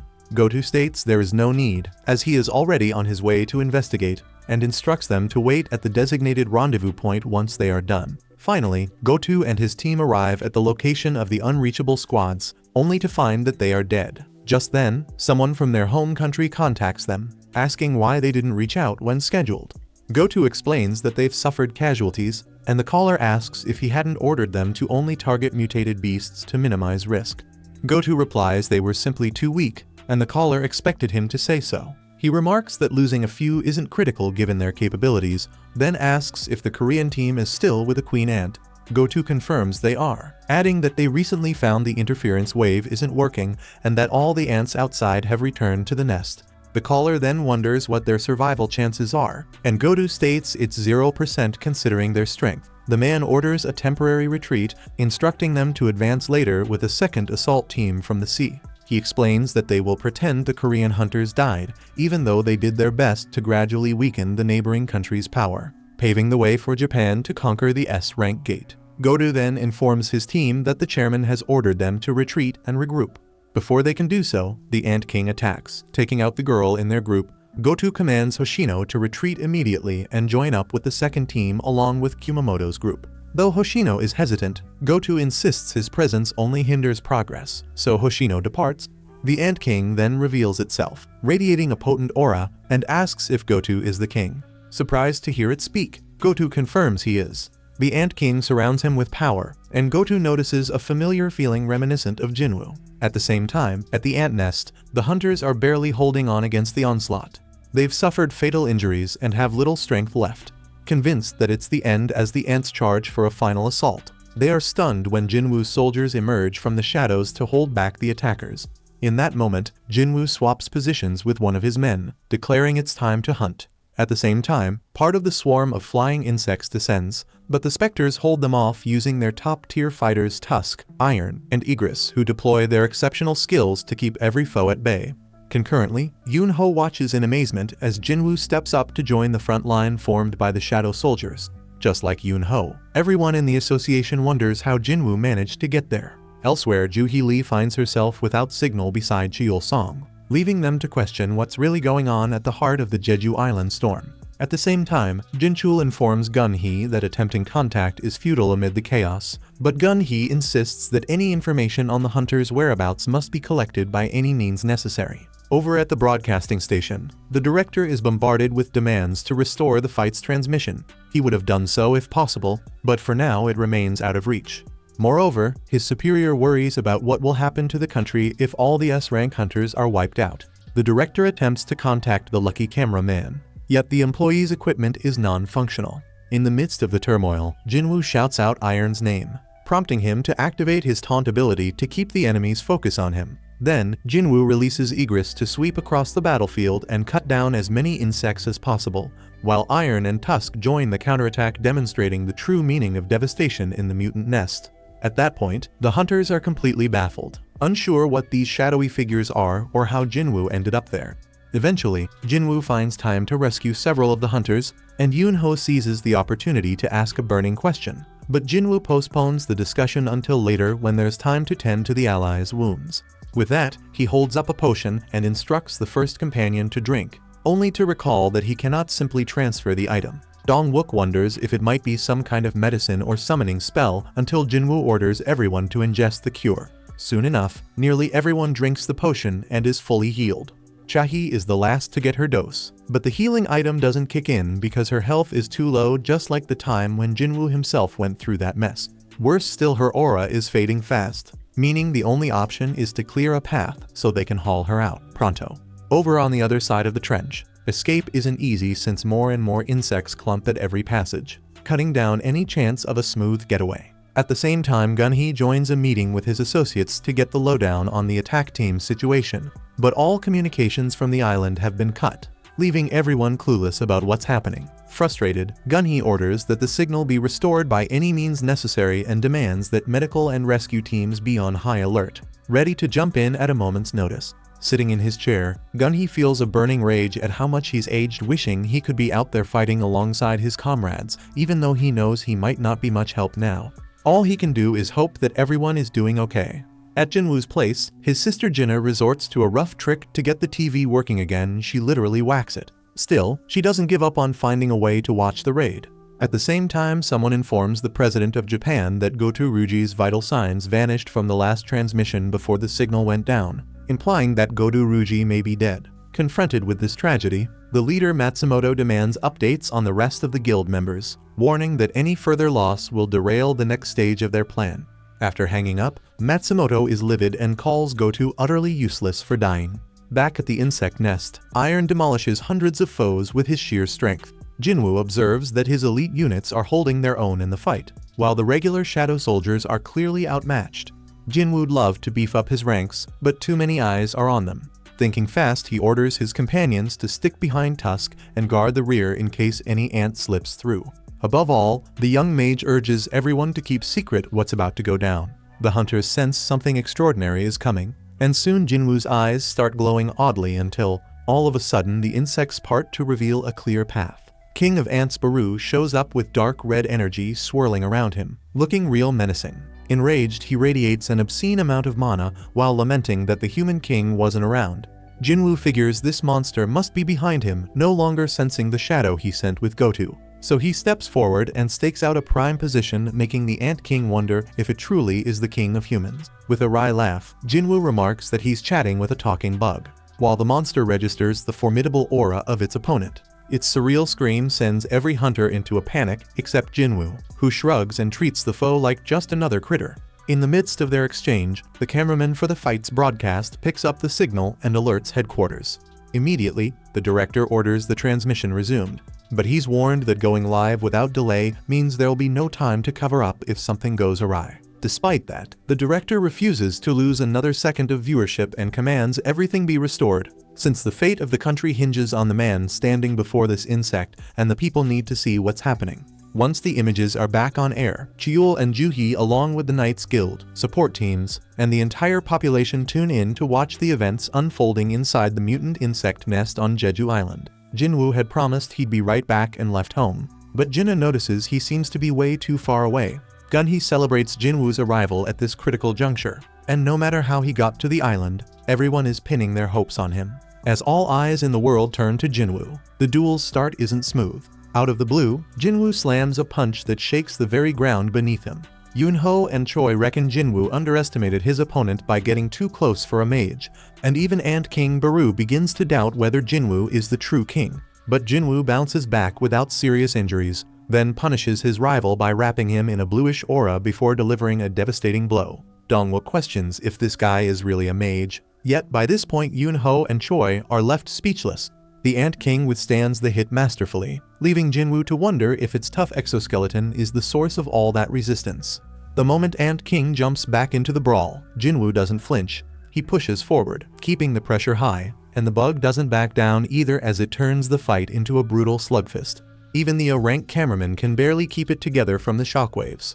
At first, the Ant King thought it was untouchable, but every move Jin Wu throws is on a whole different level. This ain't your regular hunter, and for the first time, the Ant King is spooked. Then Jin Wu lands a crushing punch right across its face. Ant King stumbles but flashes a twisted grin. Its long, venomous tongue shoots out and slices Jin Wu's cheek wide open. Suddenly Jin Wu freezes mid-motion, his body locking up as panic creeps in. Jin Wu mutters, "What the hell is this?" But the Ant King laughs and spits the answer. That tongue is laced with a cocktail of toxins from ocean creatures, supercharged with magic. Jin Wu's body starts shutting down fast, and Ant King knows this is its shot to end him. While Jin Wu struggles for control, across the sea, Japan's President Matsumoto gets the bad news: 7 out of 10 Japanese hunters on Jeju are dead. The man flips out, screaming about disgrace, failure, and how Goto's loss shattered their pride. Then more news hits. Something nasty was spotted near the island's volcano, something that might be what killed Goto. They don't know if it's limping back to hide or coming to wreak more havoc. Matsumoto smells an opportunity in the mess. He figures that if any Korean hunters are still alive, they're probably tangled up with that beast, which means they're weak and Japan can swoop in and take control. So he orders the remaining Japanese hunters pulled out and sent to regroup with a backup squad waiting offshore. One of the surviving hunters gets the message. They've been shifted to Plan 9. Hoshino, the one who witnessed Goto's death, starts freaking out. He grabs his teammate and warns her that whatever they're facing is not something they can kill, and she shakes him to snap him out of it. But he's clearly cracked. Still, she reminds him they don't have a choice because orders are orders. As a chopper heads their way, back at the nest things get wild. Jin Wu, paralyzed just seconds ago, suddenly forces his body to move. Against all odds, he pushes through and slams a punch into the Ant King's gut, hard enough to send it flying and crashing into the cave wall. Jin Wu, despite being poisoned, keeps moving and Choi wonders how on earth he managed it. Yunho shrugs, saying nothing from Jin Wu ever surprises him anymore. Jin Wu figures the insect was holding back because it had a secret weapon, while his own body recovered thanks to his detox ability. Looking over at Chahi, he realizes the same applies to her. He needs to get her out of harm's way as soon as possible. So Jin Wu charges at the Ant King with a kick, but Ant King easily dodges his attack. Finding that his venom has no effect, the creature switches tactics by provoking a reaction within itself and mysteriously boosting its own power. Unfazed by the change, Jin Wu draws his pair of demonic monarch daggers. Then the duel explodes into a level of brutality never seen before. The speed and ferocity of the fight ramp up threefold, with both sides betting everything on the need to win. Jin Wu is desperate to save Chahi in time, and the Ant King is equally determined to prove it is the true ruler among humans. Employing tactics beyond imagination, the Ant King summons razor-sharp ice spears from the ground and hurls them at Jin Wu as deadly projectiles. Although Jin Wu manages to dodge most of them, the force of the ice crashing against the ceiling causes part of the structure to collapse, intensifying the danger of the combat. Inevitably, the Ant King realizes that the human's speed matches its own, and, even more disturbingly, that Jin Wu seems to get faster with every passing minute. When their auras collide in a dazzling display of raw power, the chaotic spectacle sends a frenzied spark through Yunho's eyes, who confesses that he has never witnessed such an insane showdown in all his long years as an S-rank hunter. As the seconds fly by like lightning, the moves become a blur, as if choreographed by pure instinct. Jin Wu roars in anger as he lands a crushing strike on the enemy, but the insect rebounds with an agility that seems almost absurd.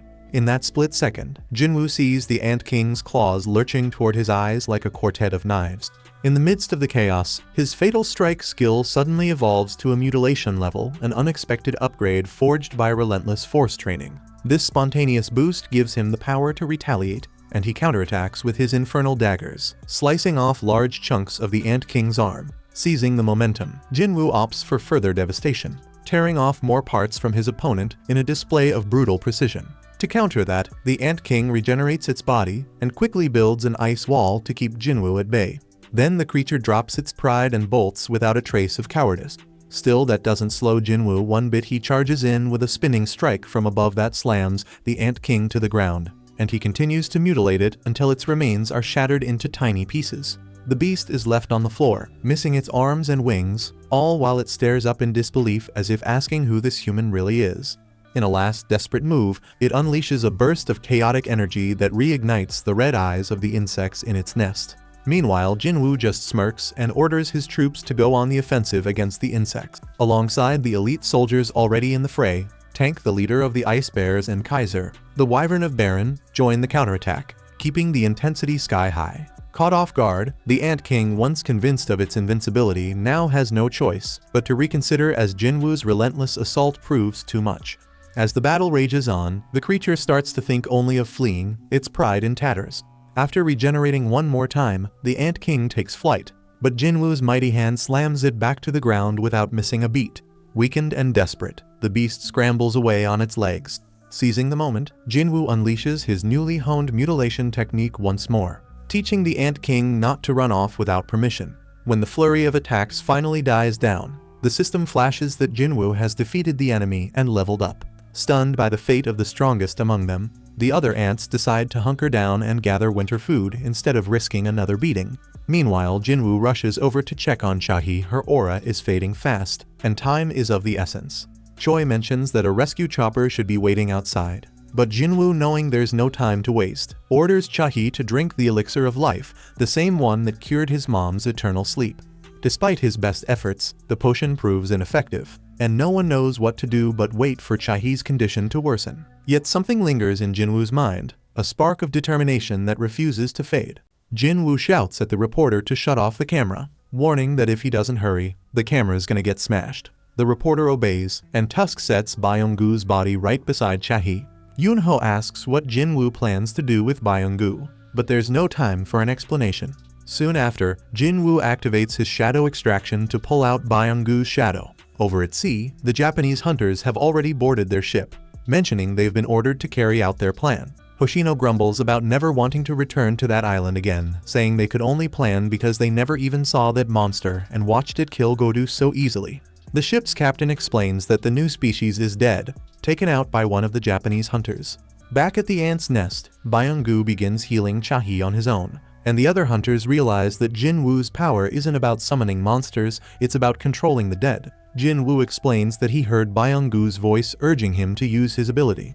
Byung-gu then heals Chahi, and Jin Wu remarks that it proves Byung-gu was a kind soul in life since he healed her without a command. Choi figures out why Jin Wu kept his power under wraps, thinking that the fiercer the battle he faces, the stronger he'll become. Yunho adds that Byung-gu's healing talent will be a huge help as Jin Wu keeps fighting, but he pleads that Byung-gu not be sent into combat again since he never craved battle. Jin Wu notices that Byung-gu is still clinging to his shoulder like after the Red Gate raid, but this time, he's asking for help rather than dishing out orders. Realizing they're on the same page, Jin Wu cancels the shadow extraction. As Byung-gu slowly disintegrates, he gives Yunho a bittersweet smile that brings a tear to his eye. At the same time, President Matsumoto wonders why the Korean hunters are still alive. A man on the ship explains it's because Jin Wu met them and wiped out the new species. Matsumoto sees this clearly, but also questions why Jin Wu is even on the island since he never signed up for the raid mission. The man admits that Jin Wu's magic suddenly appeared on the island, and he's baffled at how easily Jin Wu defeated that monster when they lost 7 hunters in the fight. The man on the ship wonders if they should stick to the plan, since more casualties would leave their domestic gates undefended and upset the balance of power between countries. Matsumoto orders a retreat, though he's far from happy with that call. Soon after, the remaining ants go berserk, launching an all-out attack on the ships around the island as they make their way toward the mainland. The hunters on board engage them with everything they've got, while they wonder why the ants are attacking now that the Ant Queen is dead. They figure the ants have lost control without any leadership, so they scramble to keep them from reaching the mainland. At the same time, the S-rank hunters hustle into a chopper, noting that the situation is rapidly deteriorating. They stress that if they don't move fast, they might not have any way out, and Choi orders them to take off immediately. One of the hunters expresses concern for Jin Wu, but Choi explains that he'll stay behind to deal with the eggs and the remaining ants. There's nothing the others can do to help him in his current state. Dongwook adds that, although he might have saved Chahi's life, she still needs to be taken to the medical team. At the same time, inside the nest, Tusk is seen burning the eggs, and Jin Wu even gains a few levels from eliminating them. Then Jin Wu brings out the Demon Monarch's long sword. With one powerful swing, he wipes out a host of ants thanks to its lightning effect. Amazed by the sword's prowess, he leaves the rest of the battle to his shadow soldiers. As the fight rages on, Jin Wu keeps leveling up until he finally hits level 100. He then approaches the Ant King's corpse and notices that it still radiates a strong aura in death. Determined, he extracts the soul, and for a moment he finds himself in a dark void filled with magical symbols, unsure if the extraction failed. But he quickly returns to reality, only to see the Ant King's shadow making a flashy entrance behind him. Not long after, Jin Wu heads out to extract the souls of the other ants, but the Ant King's shadow suddenly speaks up, asking for a name. Jin Wu is surprised that this shadow can talk while the others remain mute, and he soon realizes that this one is a general rank shadow soldier. He deduces that its ability to speak is due to its higher rank. Jin Wu then asks the shadow if it wants to follow him, knowing full well that it was the one that killed him. But the shadow coolly replies that it is not dead. He was reborn through the power of his king, his heart bursting with pure joy. He vows to follow Jin Wu forever, and Jin Wu names him Baru. Then he rouses the other ants, and soon it becomes clear that some of the swarm have reached the mainland. The hunters stationed there notice that the ants have breached the sea defenses and refuse to let them in. They engage in a fierce fight, taking down ant after ant, but the numbers are overwhelming. Back at the nest, Jin Wu watches everyone struggle against the relentless horde, and Baru informs him that roughly 4,000 ants have lost control. Seeing the sheer scale of the threat, Jin Wu orders Baru to cut down their numbers immediately and heads out to handle the situation himself. On the mainland, Chiul Song is busy slaying ants alongside Juhi Li and several other hunters when one sneaks up to attack him. At that very moment, Ant King Baru swoops in and quickly dispatches the assailant with super speed. Chiul, stunned, notices a blue streak of light that obliterates the ants in the blink of an eye.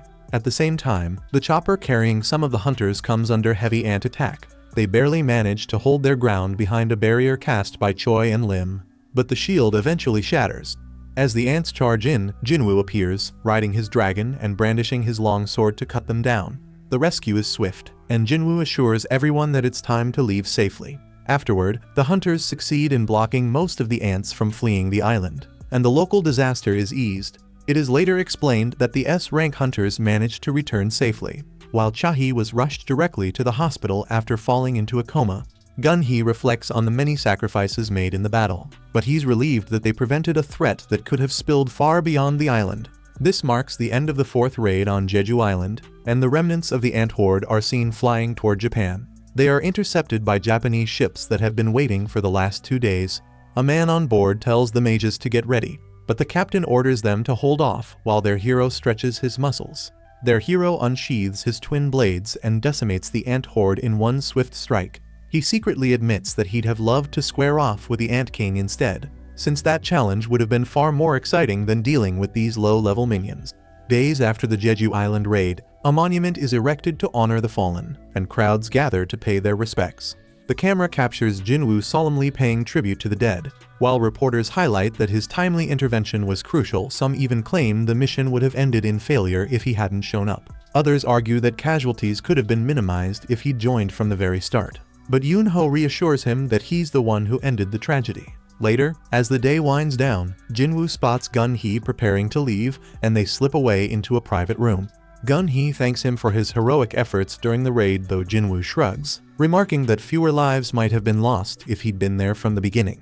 Gun-hee tells him not to worry, reminding him that his intervention saved 5 S-rank hunters and countless citizens, and he promises that he'll repay that debt one day. Understanding the weight of his impact, Jin Wu reveals that his power was seen by the whole world during the mission, and they'll no longer overlook him. Some even say that his feats have caught the attention of powerful groups who now wish to approach him. Amid all the praise, his association is buzzing with talk of his rising influence. When asked about his future plans, Jin Wu calmly announces that he's going to start his very own guild. At the same time, the Knights Guild is busy cleaning up the mess at the Ant's Nest. They're not too thrilled about doing cleanup duty while others attend the memorial. But Park Jang-soo reminds them that handling the aftermath quietly is what makes a true man, even taking out a stray ant counts. His guildmates nod in approval. Suddenly, they encounter a strange monster in a restricted area. The knights demand to know why it's there, assuming it's human. The creature, confused, wonders who these people are, and one of its allies promptly puts the hunters to sleep. Then, the monster asks its partner if he's confirmed the intel, and he replies that he is making it clear that this power is truly his own. They're all baffled about why he'd help the humans, but they figure his odd behavior isn't new, and the old monster could ask him if he ever gets a chance to meet him. The ancient beast declares it's time to head out since their work here is done, and it opens a gate, stating it's leaving the area so the hunt can go on as planned. Then he departs. Another fellow opens a gate too and grumbles that the place reeks, saying a woman he knows would throw a huge fit if she ever saw it, and he takes off as well. Jin Woo's father notices all this, while elsewhere Jin Wu finds himself stuck in traffic. We catch him on the phone with Yu, informing him that he's secured Gun-hee's approval for the guild. Yu is thrilled by the news and vows to start scouting for an office, while Song-yi insists on joining his guild, claiming she'd be a real asset. Soon enough, she and Yu end up bickering over who gets to talk to Jin Wu, so he cuts the call. Shortly afterward, Gun-hee rings Jin Wu and explains that the traffic is caused by a gate that just appeared on the highway. He says it's a B-rank gate, and Jin Wu decides to handle it since the other hunters won't arrive for a while. Jin Wu heads over to the gate, where the person in charge tells him that the other hunters will be delayed and asks him to wait. But Jin Wu assures him he'll be fine on his own and heads in alone. Then, the gate suddenly turns red, and the attendant is shocked by the change. Inside the gate, Jin Wu is equally surprised and laments that he should have told his mom he'd be late. He figures this shouldn't take much time and summons his shadow soldiers, empowering them with his monarch's domain. Over by the sea, Chahi gazes at the water and tells Choi that the mission has made her aware of her own limitations, and she's still far from strong enough. She confesses that in that nest, she could only wait for others to rescue her. But Jin Wu was different. She dreams of catching up to him and standing shoulder to shoulder, even though she knows she needs to get stronger first. At the gate, Jin Wu's shadow soldiers engage the monsters and wipe the floor with them. They soon finish off all the foes, and Jin Wu wonders who his next target will be. Thanks for watching. Please hit like and subscribe, it makes all the difference.